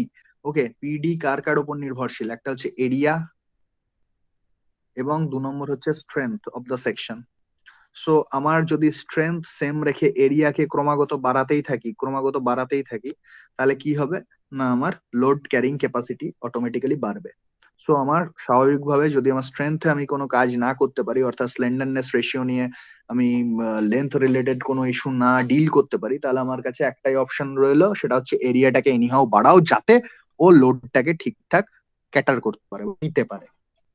Okay, so built up section provide large cross sectional area which cannot be furnished by single roll section, যেটা একটা single role section দিয়ে আমার চাহিদাটা পূরণ নাও হতে পারে। Second point কি হতে পারে না, built up section provide special shape and depth. Okay, special shapes and depth মানে কি? আমি আমার ইচ্ছা মতন একটা শেপ কলাম সেকশনকে বা আদার মেম্বারকে একটা ইচ্ছা মতন শেপ প্রোভাইড করতে পারি। ওকে, সো ইচ্ছা মতন ইচ্ছা মাফিক যে ডিফারেন্ট ডিফারেন্ট শেপ আমি প্রোভাইড করতে পারি, সেই বিষয় নিয়েও এটা আমায় একটা ফ্লেক্সিবিলিটি প্রোভাইড করে। আর 3 নম্বর কি না, 3 নম্বর হচ্ছে বিল্ট আপ সেকশন আমাকে sufficient large radius of gyration provide করে। Okay, so this are the three main objective. চলো এটা আর একবার ডিটেলসে দেখি। ওয়েট,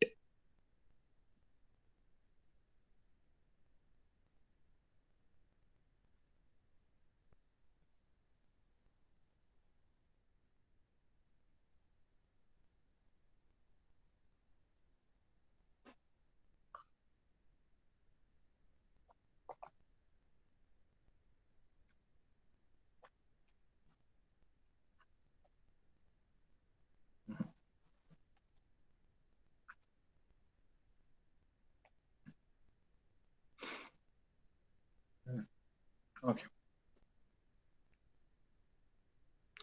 সো এখানে যেমন ভিজিবল হচ্ছে, যে দেখতে পাচ্ছ যে তোমার এক একটা অ্যাঙ্গেল,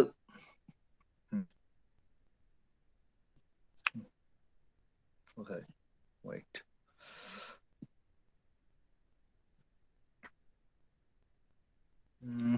সরি, দাঁড়াও, Discard. কি হচ্ছে ভাই এটা?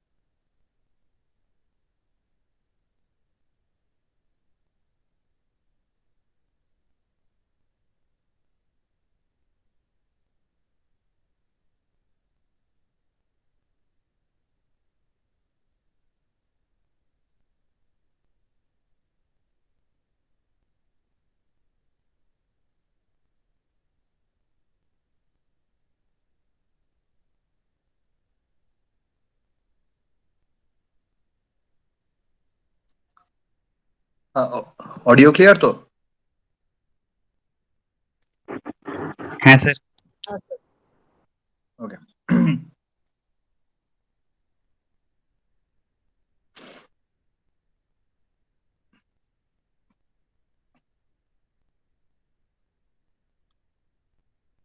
হ্যাঁ, তো বিল্ট আপ সেকশনে যেমন ডিফারেন্ট ডিফারেন্ট শেপ আমরা বললাম, সেকেন্ড পয়েন্টে আমরা বললাম যে স্পেশাল টাইপের শেপ এবং ডেপথ অ্যাডজাস্ট করতে পারি। ওকে, সো এই বিষয়টা আমাকে একটা ফ্লেক্সিবিলিটি দেয়। যেমন এখানে আমার যদি এই ফিগারটা পার্টিকুলারলি নোটিস করো, তাহলে এইগুলো প্রত্যেকটাই হচ্ছে একটা কলামের রেসপেক্টে যদি আমি ভাবি, শুধুমাত্র কলামের রেসপেক্টে যদি তুমি ভাবো, তাহলে দেখবে এখানে চারটে অ্যাঙ্গেলকে ইউজ করা হয়েছে।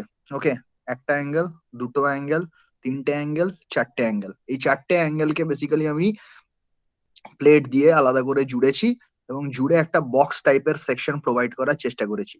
ঠিক আছে, এই টাইপের জিনিসগুলো কোথায় ইউজ করা হয়, কমন সেন্স ইউজ করলেই বলতে পারবে, সেটা হচ্ছে টাওয়ারে। ওকে, সো নর্মালি টাওয়ারে এরকম টাইপের অ্যারেঞ্জমেন্ট প্রোভাইড করা হয়। টাওয়ারে কি করা হয় না, টাওয়ারের যখন আমরা ডিজাইন মেম্বার প্রোভাইড করি, তখন সেখানে কি হয় না, চারটে অ্যাঙ্গেল আমরা প্রোভাইড করি। ওকে, এই একটা ফেস থেকে যদি আমরা পার্টিকুলারলি দেখি, তাহলে দেখবো আমরা এই একটা অ্যাঙ্গেল মেম্বার এবং এই একটা অ্যাঙ্গেল মেম্বার।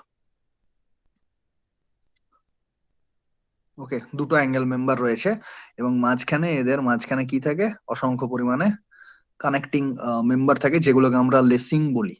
ঠিক আছে, এমনি টাইপের লেসিং থাকে। আর এই জিনিসটাকে, এই গোটা জিনিসটাকে যদি আমি ওপর থেকে দেখি, তাহলে আমি দেখবো যে এইখানে একটা অ্যাঙ্গেল, এইখানে একটা অ্যাঙ্গেল, এইখানে একটা অ্যাঙ্গেল, এইখানে একটা অ্যাঙ্গেল। ওকে, এবং এই চারদিকে যে প্লেট গুলো রয়েছে, সেই মাথাটাকে এমনি করে জুড়ে দেওয়া হয়। ওকে, এখানে মাথাগুলোকে এমনি করে জুড়ে দেওয়া হয়। নর্মালি চারটে লেগ থাকে। ওকে, চারটে লেগ কি কি, এই একটা লেগ, এই একটা লেগ, এই একটা লেগ, আর এই একটা লেগ। সো চারটে অ্যাঙ্গেলকে আমি এমন ভাবে অ্যারেঞ্জ করেছি যাতে একটা বক্স সেকশন তৈরি হয়ে যায়। নর্মালি টাওয়ার গুলোতে এরকম টাইপের হয়ে থাকে। এছাড়া এই অ্যাঙ্গেলের জায়গায় আমি চ্যানেলও ইউজ করতে পারি। ওকে, চ্যানেলকে কিভাবে ইউজ করতে পারি, দুটো চ্যানেলকে ব্যাক টু ব্যাক, এইখানে একটা চ্যানেল সেকশন রয়েছে, এইখানে একটা চ্যানেল সেকশন রয়েছে, এদের মাঝখানে আমি কি করেছি, এদের মাঝখানে আমি আবার প্লেট দিয়ে জুড়ে দিয়েছি। ওকে, প্লেট দিয়ে জুড়ে দিয়েছি। So this is another type of built up section. So আমি অ্যাকর্ডিংলি আমার চাহিদা মতন, আমার কাছে ফ্লেক্সিবিলিটি আছে যে আমি বিল্ট আপ সেকশন ইউজ করে বিভিন্ন টাইপের সিঙ্গেল রোল সেকশনকে বিভিন্ন মডিফিকেশন দিতে পারি। তো অনেক সময় হয় যে আমার বিমের ডেপথ কে আমি খুব একটা বেশি ইনক্রিজ করতে পারছি না, বা কলামের ডেপথ কে আমি খুব একটা বেশি ইনক্রিজ করতে পারছি না, তো আমি উইডথ বরাবর এই জিনিসটাকে বাড়াবার চেষ্টা করবো। সো উইডথ বরাবর বা মোমেন্ট অফ ইনার্সিয়া আমার বাড়াবার দরকার, তো সেই ক্ষেত্রে আমি একটা বিমের ওপরে, বিমের মাথার উপরে একটা চ্যানেল সেকশন ডাইরেক্টলি প্রোভাইড করতে পারি। নর্মালি যেগুলো ক্রেন গার্ডার, ক্রেন গার্ডার নিয়ে যখন আলোচনা হবে পরে, তখন দেখবে যে ক্রেন গার্ডারে নর্মালি আমরা জয়েস্ট বিম থাকে, এগুলোকে জয়েস্ট সেকশনও বলে। হ্যাঁ, এই জয়েস্টের উপর একটা মাথায় একটা চ্যানেল চাপিয়ে দিই এবং তার উপরেও একটা রেল সেকশন বসানো। এরকম টাইপের বিভিন্ন রকমের কম্বিনেশন আমরা করে থাকি। তো বিল্ট আপ সেকশনের প্রাইমারি তিনটে জিনিস সারা জীবন মনে রাখবে। নাও, লেসিং সিস্টেম। সো এই টাইপের যে সিস্টেম গুলো নর্মালি দেখতে পাও স্টেশনে, so this type of columns are called lacing, lacing column, laced column actually. এই যে জিনিসগুলো রয়েছে, এইগুলোকে বলা হয় লেসিং। ওকে, এই জিনিসগুলোকে বলা হয় লেসিং। সো আরেকটু যদি ডিপলি অবজার্ভ করো, এটা একটা চ্যানেল সেকশন পার্টিকুলারলি। ঠিক আছে, সো এটা একটা চ্যানেল সেকশন। আমি যদি এই জিনিসটাকে ওপর থেকে কেটে দেখি, তাহলে এইখানে চ্যানেল, এইখানে একটা চ্যানেল, এবং এইখানে এই ফেসটাতে আমি একটা লেসিং দিয়েছি। This is the লেসিং। ওকে, আমি যদি টপ থেকে দেখি এই জিনিসটা ওপর থেকে, তাহলে এইখানে এই ফেসে একটা লেসিং, দিস দ্য ফেস এ, এবং এই ফেসে আমরা আরেকটা দিয়েছি, দিস অ্যানাদার ফেস, এটা হচ্ছে ফেস বি। ওকে, এটা হচ্ছে এ ফেস এবং এটা হচ্ছে ফেস বি। এবং এইখানে যে জিনিসটা মনে রাখার বিষয়, এখানে জাস্ট ইন্ট্রোডাকশন, এখানে খুব একটা অঙ্কর কোনো স্কোপ নেই, because it is not prescribed in the syllabus. So এ ফেসে যেরকম টাইপের যে নেচারের লেসিং হবে, সেটা বি ফেসেও সেম, মানে যেন এ ফেস আর বি ফেস পরস্পর মিরর ইমেজ হয়। এইখানে যদি তুমি অবজার্ভ করো, তাহলে দেখতে পাবে যে এ ফেসে এইখানে যে রড গুলো রয়েছে, আহ এইখানে যে রডটা রয়েছে, লেসিংটা রয়েছে, এই আদার এন্ডে যে লেসিংটা রয়েছে, সেটা একে অপরের কিন্তু জাস্ট মিরর ইমেজ বা প্যারালাল। ওকে, সো দুটো ফেসেই কিন্তু কানেকশনটা রয়েছে। এমন নয় যে একটা ফেসে, অর্থাৎ এইখানে এই ফেসে আমি কানেকশনটা দিয়েছি, এই ফেসে কানেকশনটা দিতে ভুলে গেছি, তা নয়, দুটো ফেসেই কিন্তু একে অপরের মিরর ইমেজ থাকবে। ওকে, নাও বলছে কি না compression members comprising two main components কি না এইখানে যে চ্যানেল, এইখানে যে আমার চ্যানেল দুটো রয়েছে সেই দুটো হচ্ছে আমার মেন কম্পোনেন্ট। যদি আমি এখানে অ্যাঙ্গেল দিতাম তাহলে এই অ্যাঙ্গেল গুলো হতো আমার মেন কম্পোনেন্ট। ওকে, এবং লেসিং গুলো হচ্ছে আমার আলাদা lacing component. So main component always the roll section or যেটা আমার load carrying main. So two main components less and tied where practicable have a radius of gyration about the axis perpendicular to the plane of lacing not less than the radius of gyration about the axis in the plane of lacing. Okay, so কি বলেছে না এই লেসিং সিস্টেমটা দেওয়ার মধ্যে কারণ কি না, মধ্যে কারণটা হলো যাতে have a radius of gyration about the axis perpendicular to the plane of lacing, যে প্লেনে অর্থাৎ এইখানে যে ছবিটা আমি দেখতে পাচ্ছি এই প্লেন বরাবর, এই প্লেনের অ্যাবাউটে যে রেডিয়াস অফ গাইরেশন রয়েছে, okay, the plane radius of gyration about the axis perpendicular to the plane of lacing, অর্থাৎ perpendicular to the plane of lacing বলতে তোমার এইখানে যে মোবাইল স্ক্রিনে তোমরা যে ছবিটা দেখছো সেই প্লেনের পারপেন্ডিকুলার মানে towards you, perpendicular to the plane of your mobile screen at present, সেই প্লেন বরাবর যদি কলামটা বাকল করার টেন্ডেন্সি রাখে তাহলে সেই perpendicular to the plane of your mobile phone এই ক্ষেত্রে সেই বরাবর যে মোমেন্ট রেডিয়াস অফ গাইরেশন সেটা যেন কোনো অবস্থাতেই তোমার radius of gyration about the axis in the plane of lacing, এই যে লেসিং সিস্টেমটা যে প্লেনে রয়েছে সেই প্লেন বরাবর যদি আমার কলামটা বাঁকতে চাই সেই বরাবর যে মোমেন্ট অফ ইনার্শিয়া তথা রেডিয়াস অফ গাইরেশন তার থেকে যেন খুব একটা কম না হয়। ঠিক আছে, এইখানে এই দুটো বিষয় আমার মানে প্রাইমারিলি বলার ইন্ডিকেশন। দু টাইপের লেসিং পসিবল, এখানে যে লেসিংটা দেওয়া হয়েছে এই লেসিংটাকে বলা হয় সিঙ্গেল লেসিং। ওকে, সিঙ্গেল লেসিং। ওকে, তো সিঙ্গেল লেসিং বলা হয়। তো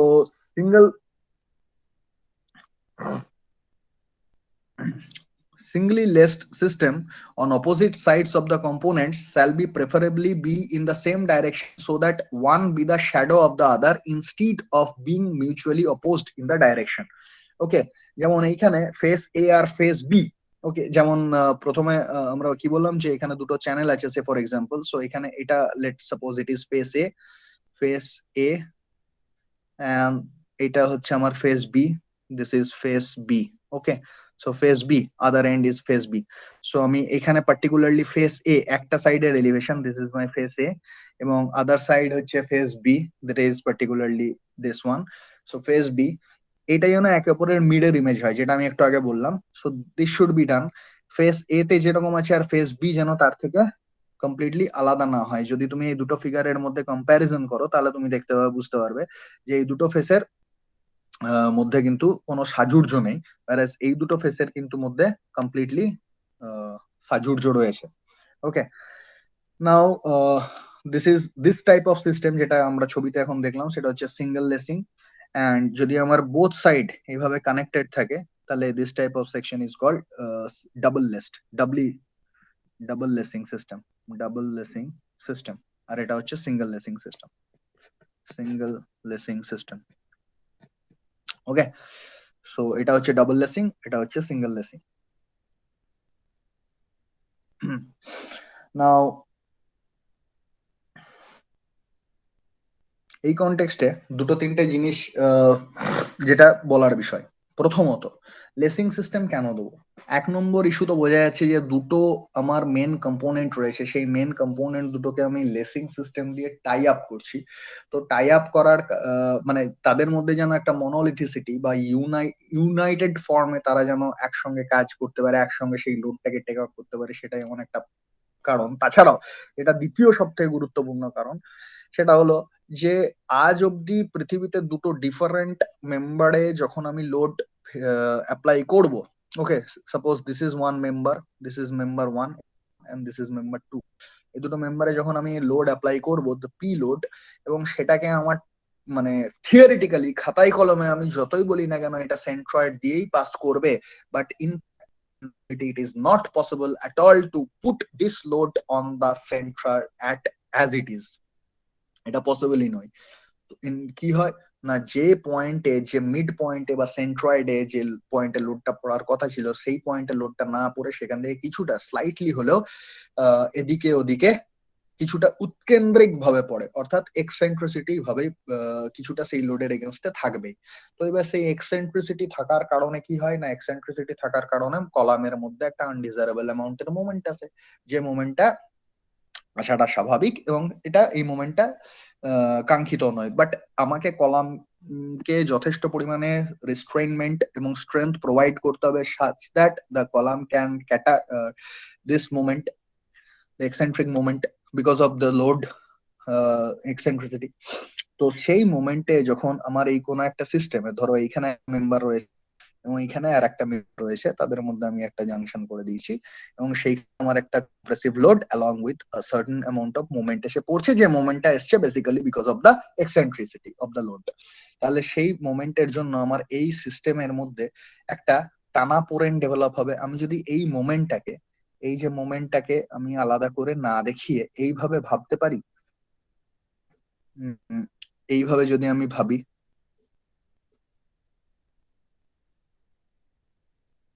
বলো ভাবা যেতে পারে। অর্থাৎ আমি ট্রান্সভার্স শিয়ার এই যে ফোর্স V1, এই V1 এবং they are separated by such a lever arm, আমি এইভাবেও জিনিসটাকে ভাবতে পারি, সেম, তাই না? সো আমি যদি এইভাবে বিষয়টাকে অ্যানালিসিস করার চেষ্টা করি, তাহলে এই কলামের মধ্যে যে মোমেন্টটা এক্সেন্ট্রিসিটির জন্য ডেভেলপ করেছে, লোডের এক্সেন্ট্রিসিটির জন্য ডেভেলপ করেছে, সেইটাকে আমি একটা সার্টেন লিভার আর্মের দিয়ে ভাগ করে, মেন্টালি আমি যদি ভাগ করে দুটো transverse shear V1 and V2 কে, আমি যদি V1 কে যদি আমি ট্রান্সভার্স শিয়ার ফোর্স বলি, তাহলে সেই সেম ইফেক্টই প্রডিউস করবে। তো সেই সেম ইফেক্ট যদি আমার মধ্যে প্রডিউস করে, তো আমি এখানে যদি একটা ট্রাস টাইপের অ্যারেঞ্জমেন্ট প্রোভাইড করি, তাহলে কি হচ্ছে, এই লোডটা বেসিক্যালি আমার এই ট্রাস মেম্বার গুলোকে অ্যাক্টিভেট করে নিচের দিকে নেমে যাচ্ছে। সো জাস্ট অ্যানালিসিসের সুবিধার্থে স্ট্রাকচারাল সিস্টেমে আমি একটা আলাদা ফ্লো পাথ প্রোভাইড করছি লোডের, যে ফ্লো পাথটা আমার এক্সেন্ট্রিসিটির জন্য অ্যারাইজ করা মোমেন্টকে ট্রান্সভার্স শিয়ারের থ্রু দিয়ে অ্যাক্টিভেট করিয়ে উপর থেকে নিচের দিকে নামছে।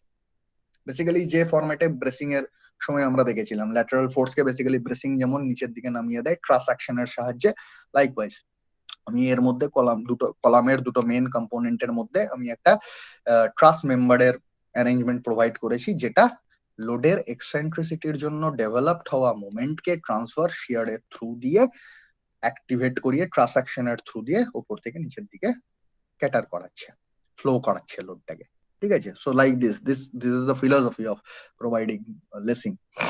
সো সেই জন্যই এখানে যখন আমরা লেসিং সিস্টেম ডিজাইন করি, সেই লেসিং সিস্টেম ডিজাইনের জন্য যখন আমরা এই যে এই মেম্বার গুলো যেগুলোকে আমরা লেসিং বলে থাকি, সেই লেসিং গুলো একটা ট্রান্স লোডের ডিজাইন করা হয়। সেই ট্রান্সভার্স লোড কোথা থেকে আসছে, কলাম করে লোড, ট্রান্সভার্স লোড আমি উইন্ড লোড ইত্যাদি লোডের জন্য ভাবছি না, বরং আমি এটাকে কি ভাবছি, যে এক্সেন্ট্রিসিটির জন্য ডেভেলপড মোমেন্টকে আমি বেসিক্যালি, এই একটা ফোর্স, এখানে একটা মোমেন্ট এসছে, এই মোমেন্টটাকে আমি আর মোমেন্ট হিসেবে দেখালাম না, আমি দেখিয়ে দিলাম এখানে একটা ফোর্স এসছে, এখানে একটা ফোর্স এসছে, সেম থিং, সেম ইম্প্যাক্ট, তাই না?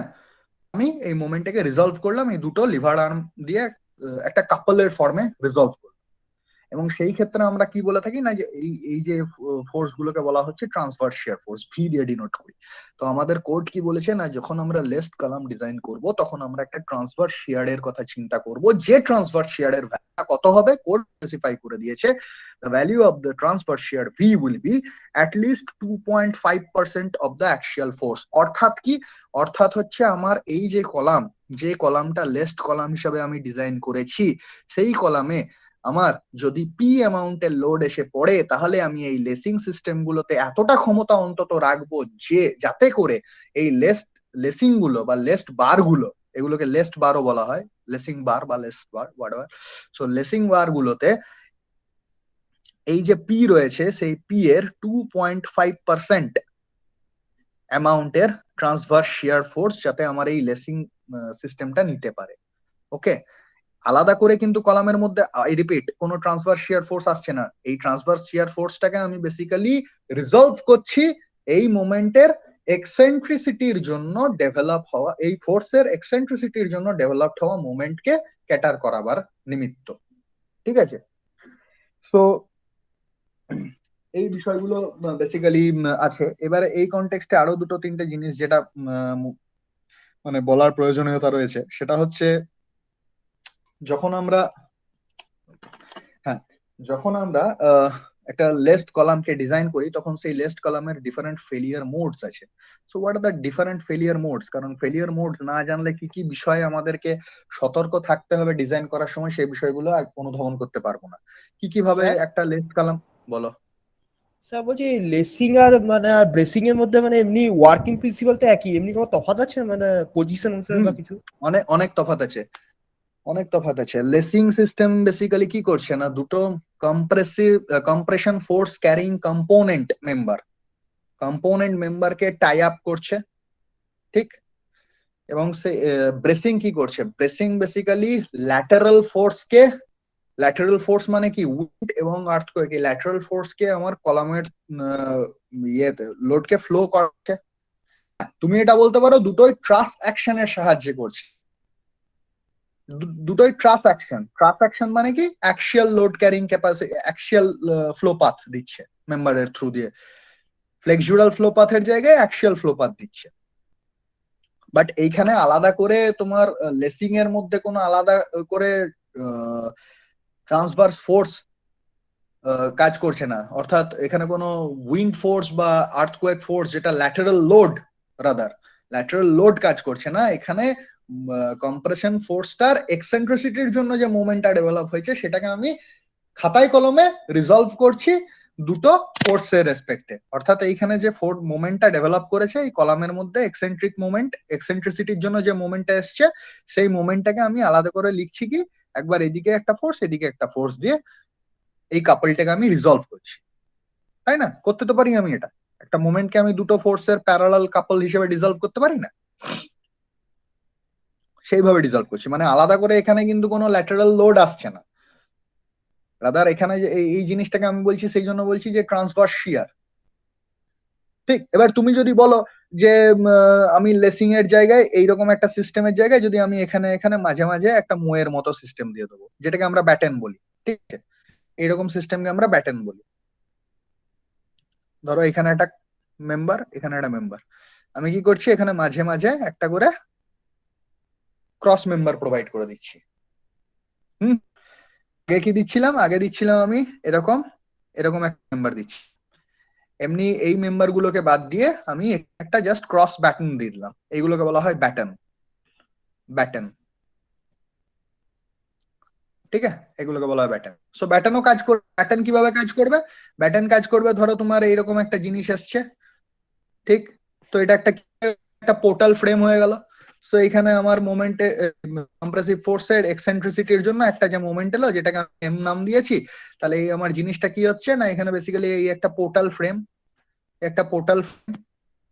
ফ্রেমটাকে অ্যাজ ইট ইজ একটা ইনডিটারমিনেট স্ট্রাকচার মতন অ্যানালিসিস করে, তখন এই যে মোমেন্ট আসছে সেই মোমেন্টটাকে নিচের দিকে নামাচ্ছে, ফ্লো করাবার একটা ব্যবস্থাপনা করছে। তার মানে লেসিং সিস্টেম বেসিক্যালি ট্রাস অ্যাকশনের থ্রু দিয়ে ট্রান্সফার শিয়ারকে বা এক্সেন্ট্রিক মোমেন্টকে নিচের দিকে নামায়, ফ্লো করাবার একটা পাথ দেয়। ওয়ারাজ ব্যাটন সিস্টেম কি করে না, একটা মোমেন্ট কানেকশন হিসেবে ফ্লো পাথ দেয় ফোর্সকে।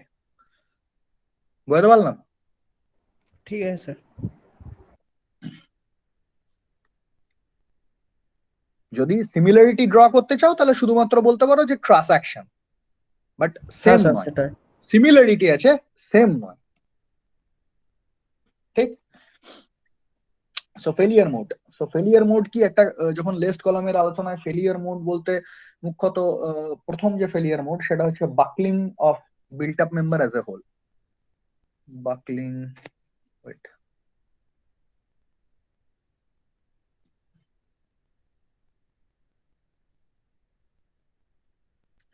buckling of built up member as a whole, ঠিক। কি জিনিস?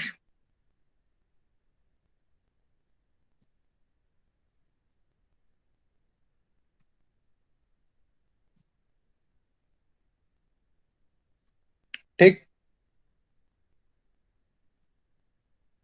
ওকে, লাইক দিস। সো কলাম পুরোটাই বাকল হয়েছে because of the compressive force. So buckling of the built up member as a whole. So I need to be careful while designing list column কি না গোটা কলামটাই যেন as a whole। Second point, স্টিলের আমরা এটা বহুবার দেখেছি, সেটা হচ্ছে buckling of main component or local buckling. Buckling of main component, second mode of failure. কিভাবে ছিল কলাম, মাঝখানে কোথাও গিয়ে গেল বেঁকে।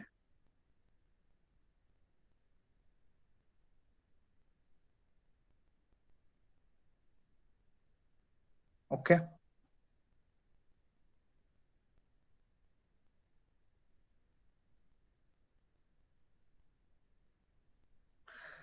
এই পার্টিকুলার জায়গাগুলো কিছু কিছু জায়গাতে লোকাল বাকলিং হয়ে গেছে। Buckling of the main component, main component is what, যে মেন এটা হয় কোনো চ্যানেল আছে নইলে কোনো ইয়ে আছে, অ্যাঙ্গেল আছে, তো এই জায়গাটা পার্টিকুলারলি দেখে গেছে। So this is another mode of failure, buckling of the main component. এছাড়া আর কি হতে পারে, failure of লেসিং member, failure of লেসিং member. Failure of লেসিং member মানে কি? ফেলিয়ার অফ লেসিং মেম্বার মানে হলো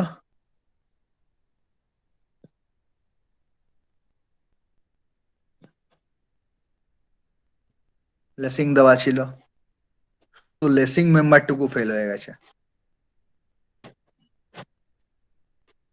লেসিং মেম্বারটুকু ফেল হয়ে গেছে। কেন লেসিং মেম্বারটা ফেল হয়ে গেছে? কারণ কি বললাম না, লেসিং মেম্বারের থ্রু দিয়ে যে লোডটা আসবে, সেই লেসিং মেম্বারের থ্রু দিয়ে যে লোডটা আসছে, সেই লোডটা প্রাইমারিলি অ্যাক্সিয়াল ফোর্স রেজিস্ট করতে। তো অ্যাক্সিয়াল ফোর্স রেজিস্ট করতে গিয়ে যদি আমার এই লেসিং মেম্বারটা, এই লেসিং বারটার ইন্ডিভিজুয়ালি যদি যে ট্রান্সভার্স শিয়ার এর জন্য, that is this amount of transverse shear, এই যে শিয়ারটার ধারণ করার মতো যদি পর্যাপ্ত পরিমাণে ক্ষমতা না থাকে, তাহলে স্বাভাবিকভাবে এটা বাকল হয়ে যাবে। So failure of the lacing member is another possibility. Another last possibility is that যদি আমার কোনোভাবে এই গোটা সিস্টেমটার মধ্যে একটা মোচড় টাইপের চলে আসে, ওকে, এই সিস্টেমটার মধ্যে একটা মোচড় টাইপের জিনিস চলে আসে, তখন কি হবে না, distortion of the section. So the ultimate, the fourth one is the distortion of the section. Distortion of section. Of section. Okay. So distortion of the section. যদি কোনো একটা মোচড় বা টর্শন টাইপের জিনিস যদি কোনোভাবে চলে আসে, তাহলে যে আমার ফেলিয়ার হবে, তাহলে সেটা distortion the section. So ultimately চারটে টাইপের ফেলিয়ার মোডস প্রাইমারিলি দেখা যায়। তো এই চারটে টাইপের ফেলিয়ার মোডকে কন্ট্রোল করার জন্য আমাদের কোডে ডিফারেন্ট ডিফারেন্ট ক্লজ বা গাইডলাইন দেওয়া আছে, যেগুলো আমাদের ডিজাইন করার সময় খেয়াল রাখতে বলা হয়। কি কি সেই কথাগুলো? নম্বর হচ্ছে the slenderness ratio, that is the LE by R of the lacing bars should not exceed 145. এই ক্রাইটেরিয়াটা আমার বেসিক্যালি কি প্রোভাইড করবে? এই ক্রাইটেরিয়াটা বেসিক্যালি আমার failure of the লেসিং member K prevent করবে। ওকে, E upon R should not be, LE upon R should not be greater than 145. এটা particularly least কলামের জন্য রিমেম্বার, এবং এই প্রত্যেকটা পয়েন্ট কিন্তু ডিফারেন্ট কম্পিটিটিভ এক্সামে আসে। সো এলই যখন বলছে, তখন আমার বেসিক্যালি এলই এর মধ্যে হিডেন ফরম্যাটে কি আছে, কে ইন্টু এল। ওকে, সো কে ইন্টু এল এটা কিভাবে বলা আছে না, সিঙ্গেল লেসিং বোল্টেড অ্যাট এন্ডস। যদি সিঙ্গেল লেসিং হয়, সিঙ্গেল লেসিং কি জিনিস আমরা দেখেছি, সিঙ্গেল লেসিং হচ্ছে এই টাইপের সিস্টেম। তো সিঙ্গেল লেসিং যখন হয় এবং বোল্টেড অ্যাট এন্ডস, ওকে, আমি দু টাইপেরই অ্যারেঞ্জমেন্ট প্রোভাইড করতে পারি। এখানে আমি বোল্টিং দেখানো আছে, এই বোল্টিং এর জায়গায় আমি এখানটাতে জাস্ট ওয়েল্ডিং ও প্রোভাইড করে দিতে পারি, কিছু বলার নেই। সো যদি আমার বোল্টিং প্রোভাইডেড থাকে এবং সিঙ্গেল লেসিং সিস্টেম হয়, তাহলে সেক্ষেত্রে LE is equals to L. Now what is LE? LE is basically LE, this one. This is the LE, the length of the member. This is L. Okay.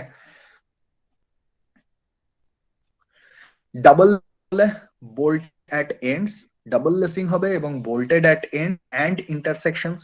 ভালো করে observe করো, double লেসিং এ কি আছে, double লেসিং এর ক্ষেত্রে এইখানে intersection পয়েন্টেও bolting আছে, এন্ডেও bolting আছে। অথবা আমি কি করতে পারি, এখানে আমি ওয়েল্ডিংও করে দিতে পারি, ইন্টারসেকশনেও আমি বোল্টিং এলিমিনেট করতে পারি। তো যদি আমার এইখানে যে ছবিটা দেখানো আছে সেই রকম ছবির মতন কেস হয়, ইন্টারসেকশনেও বোল্টিং প্লাস এন্ডেও বোল্টিং, এরকম যদি ঘটনা ঘটে থাকে, তাহলে কি হবে, তাহলে সেক্ষেত্রে আমার 0.7 times the length between the inner end of bolts on the lacing bars, that is LE is equals to 0.7 K। ঠিক আছে, তখন আমার K এর ভ্যালুটা হবে 0.7।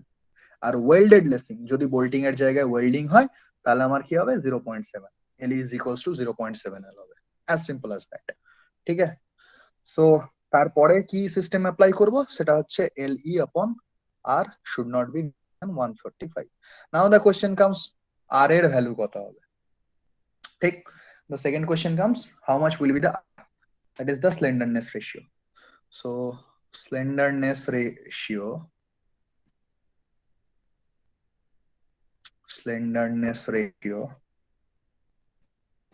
lambda is equals to LE by R। নাও এখানে আমরা যেগুলো ইউজ করি সেগুলো হচ্ছে বার। যখনই আমি বার কথাটা বলছি, দ্যাট মিনস হোয়াট, বার হচ্ছে cross sectional area will be rectangular. Okay, এবং সেই রেক্ট্যাঙ্গুলার ক্রস সেকশনের বার হচ্ছে রেক্ট্যাঙ্গুলার এরিয়া ক্রস সেকশনের T thickness and B the width। Okay, B হচ্ছে চওড়া। সো এলই, এর জায়গায় এলই, সো আর এর ভ্যালু কত? So R is equals to I upon A under root. Okay, so under root I upon A. So LE, I এর value কত sir? Rectangular সেকশনের I এর ভ্যালু কত? BT cube by 12। একের 12 বিটি কিউব। আর area B into T, so BB কেটে গেল, so LE divided by it is T. Okay, so LE root 12 divided by T. So আমি যদি সহজ ভাষায় বলি, slenderness ratio of lacing is equals to LE root 12 divided by T. This should be less than 145। তাহলে basically আমি যখন লেসিং system design করছি, আমি লেন্থ জানি, তাহলে আমার কাছে কি বার করব, এই slenderness ratio of lacing should be less than 145। এখান থেকে আমি মূলত কি বার করতে পারি? Thickness of the bar. Thickness of the bar, যে রেক্ট্যাঙ্গুলার বার গুলো আমি ইউজ করবো লেসিং এর জন্য, তাদের থিকনেসটা আমি বার করতে পারি সহজেই এই ফর্মুলা থেকে, এই কোডাল প্রভিশন থেকে। সেকেন্ড পয়েন্ট, তো আমার কাছে যখন cross sectional area of the bar, lacing bar, এটা ডিটারমিন করতে হবে, তখন আমার কাছে দুটো জিনিসকে আমায় মূলত বার করতে হবে। First one is the thickness, second one is the width of the bar. So width of the bar how to calculate? না, কোড বলছে in riveted section, in riveted or bolted connection, in রিবেটেড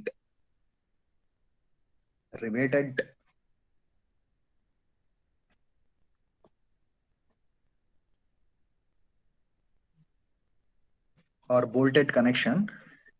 bolted connection, B minimum,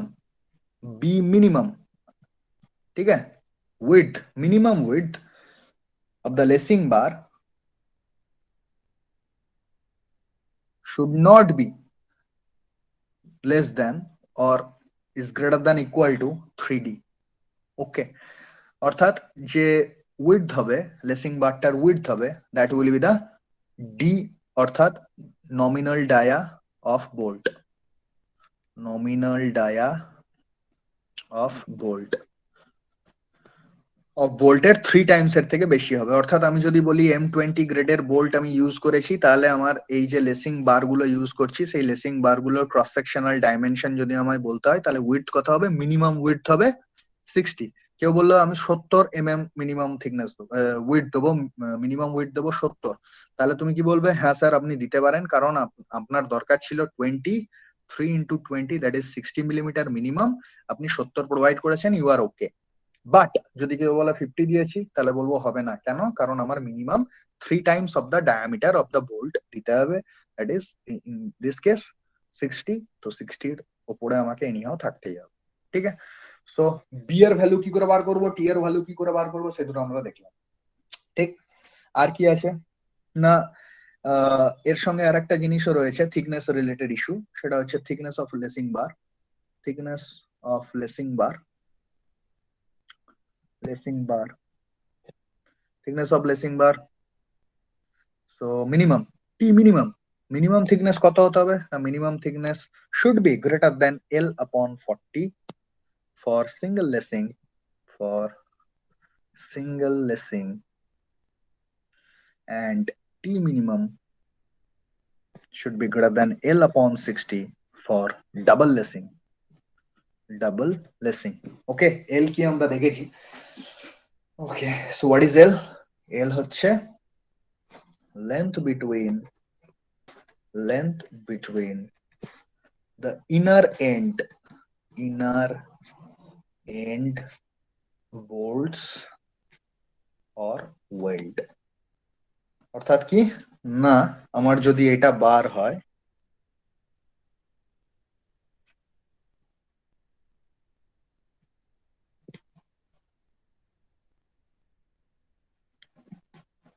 this is my L, okay, this is my L, ঠিক আছে। So আমার কাছে basically thickness কে justify করার জন্য দুটো clause রয়েছে। একটা ক্লজ কি, যে মিনিমাম থিকনেস হবে যা লেন্থ আছে তার থেকে divided by 40 for single lacing. I repeat, this is the minimum. এর থেকে বেশি হতে পারে কিন্তু এর থেকে যেন কম না হয়, এটা আমি একটা চেক করব। এবং সেকেন্ড আমার কাছে চেক করার অপশন কি, this is the slenderness ratio of the laced bar, that should be less than 145। So এই দুটো ক্রাইটেরিয়াকেই আমায় জাস্টিফাই করতে হবে, ঠিক আছে। এই দুটো ক্রাইটেরিয়াকেই আমায় স্যাটিসফাই করে আমায় প্রপারলি ক্রস সেকশনাল ডাইমেনশন গুলোকে সেট করতে হবে while designing a laced system. The another one is the angle of inclination. Angle of inclination, angle of inclination কি না, টিপিক্যালি রাখা হয় 40 ডিগ্রি টু 70 ডিগ্রি।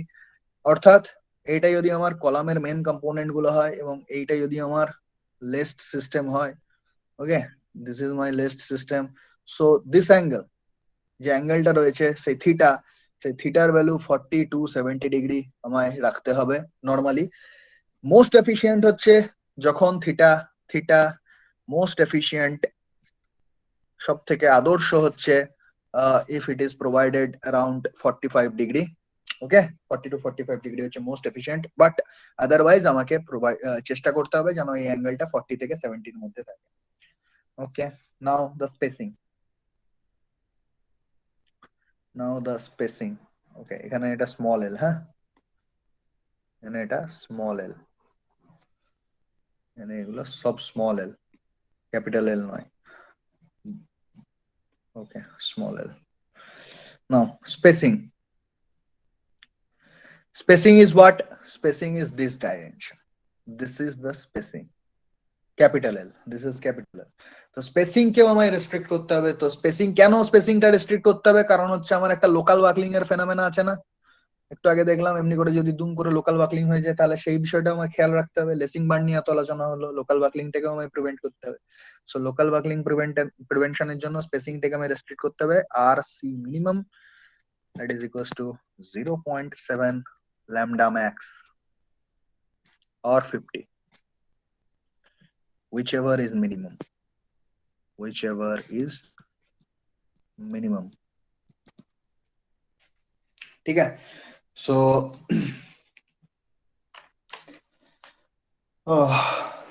এইগুলো হচ্ছে তোমার মুদ্রা কথা।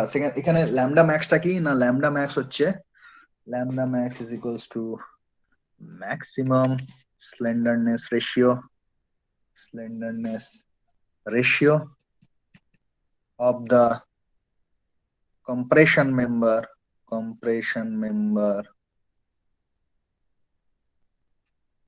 as a whole, as a whole, ওকে। অর্থাৎ ধরো আমি ক্রস সেকশনটা দেখছি, ঠিক আছে, ক্রস সেকশনে আমি কি দেখছি না, দুটো চ্যানেল সেকশনকে আমি মুখে মুখে এমনি করে জুড়ে দিয়ে এবং এই ফেস গুলোতে আমি লেসিং সিস্টেম প্রোভাইড করেছি, ঠিক আছে, এমনি করে আমি লেসিং সিস্টেম প্রোভাইড করেছি। তো আমার এই যে দুটো channel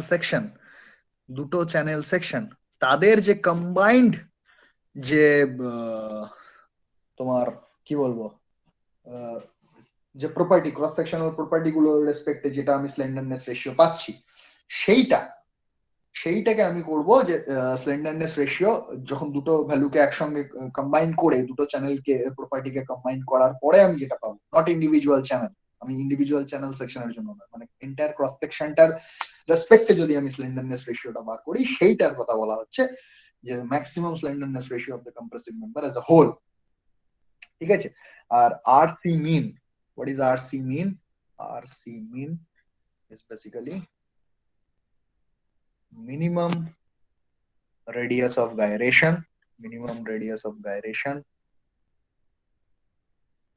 of the component of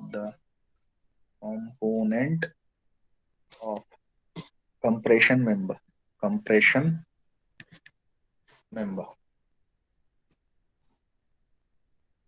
ठीक है? So RC mean হচ্ছে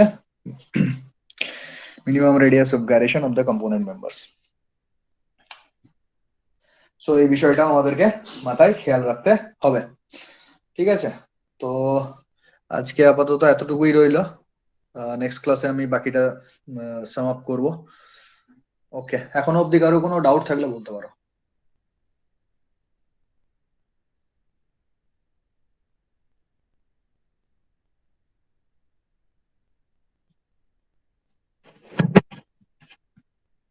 কারো কোনো বক্তব্য আছে?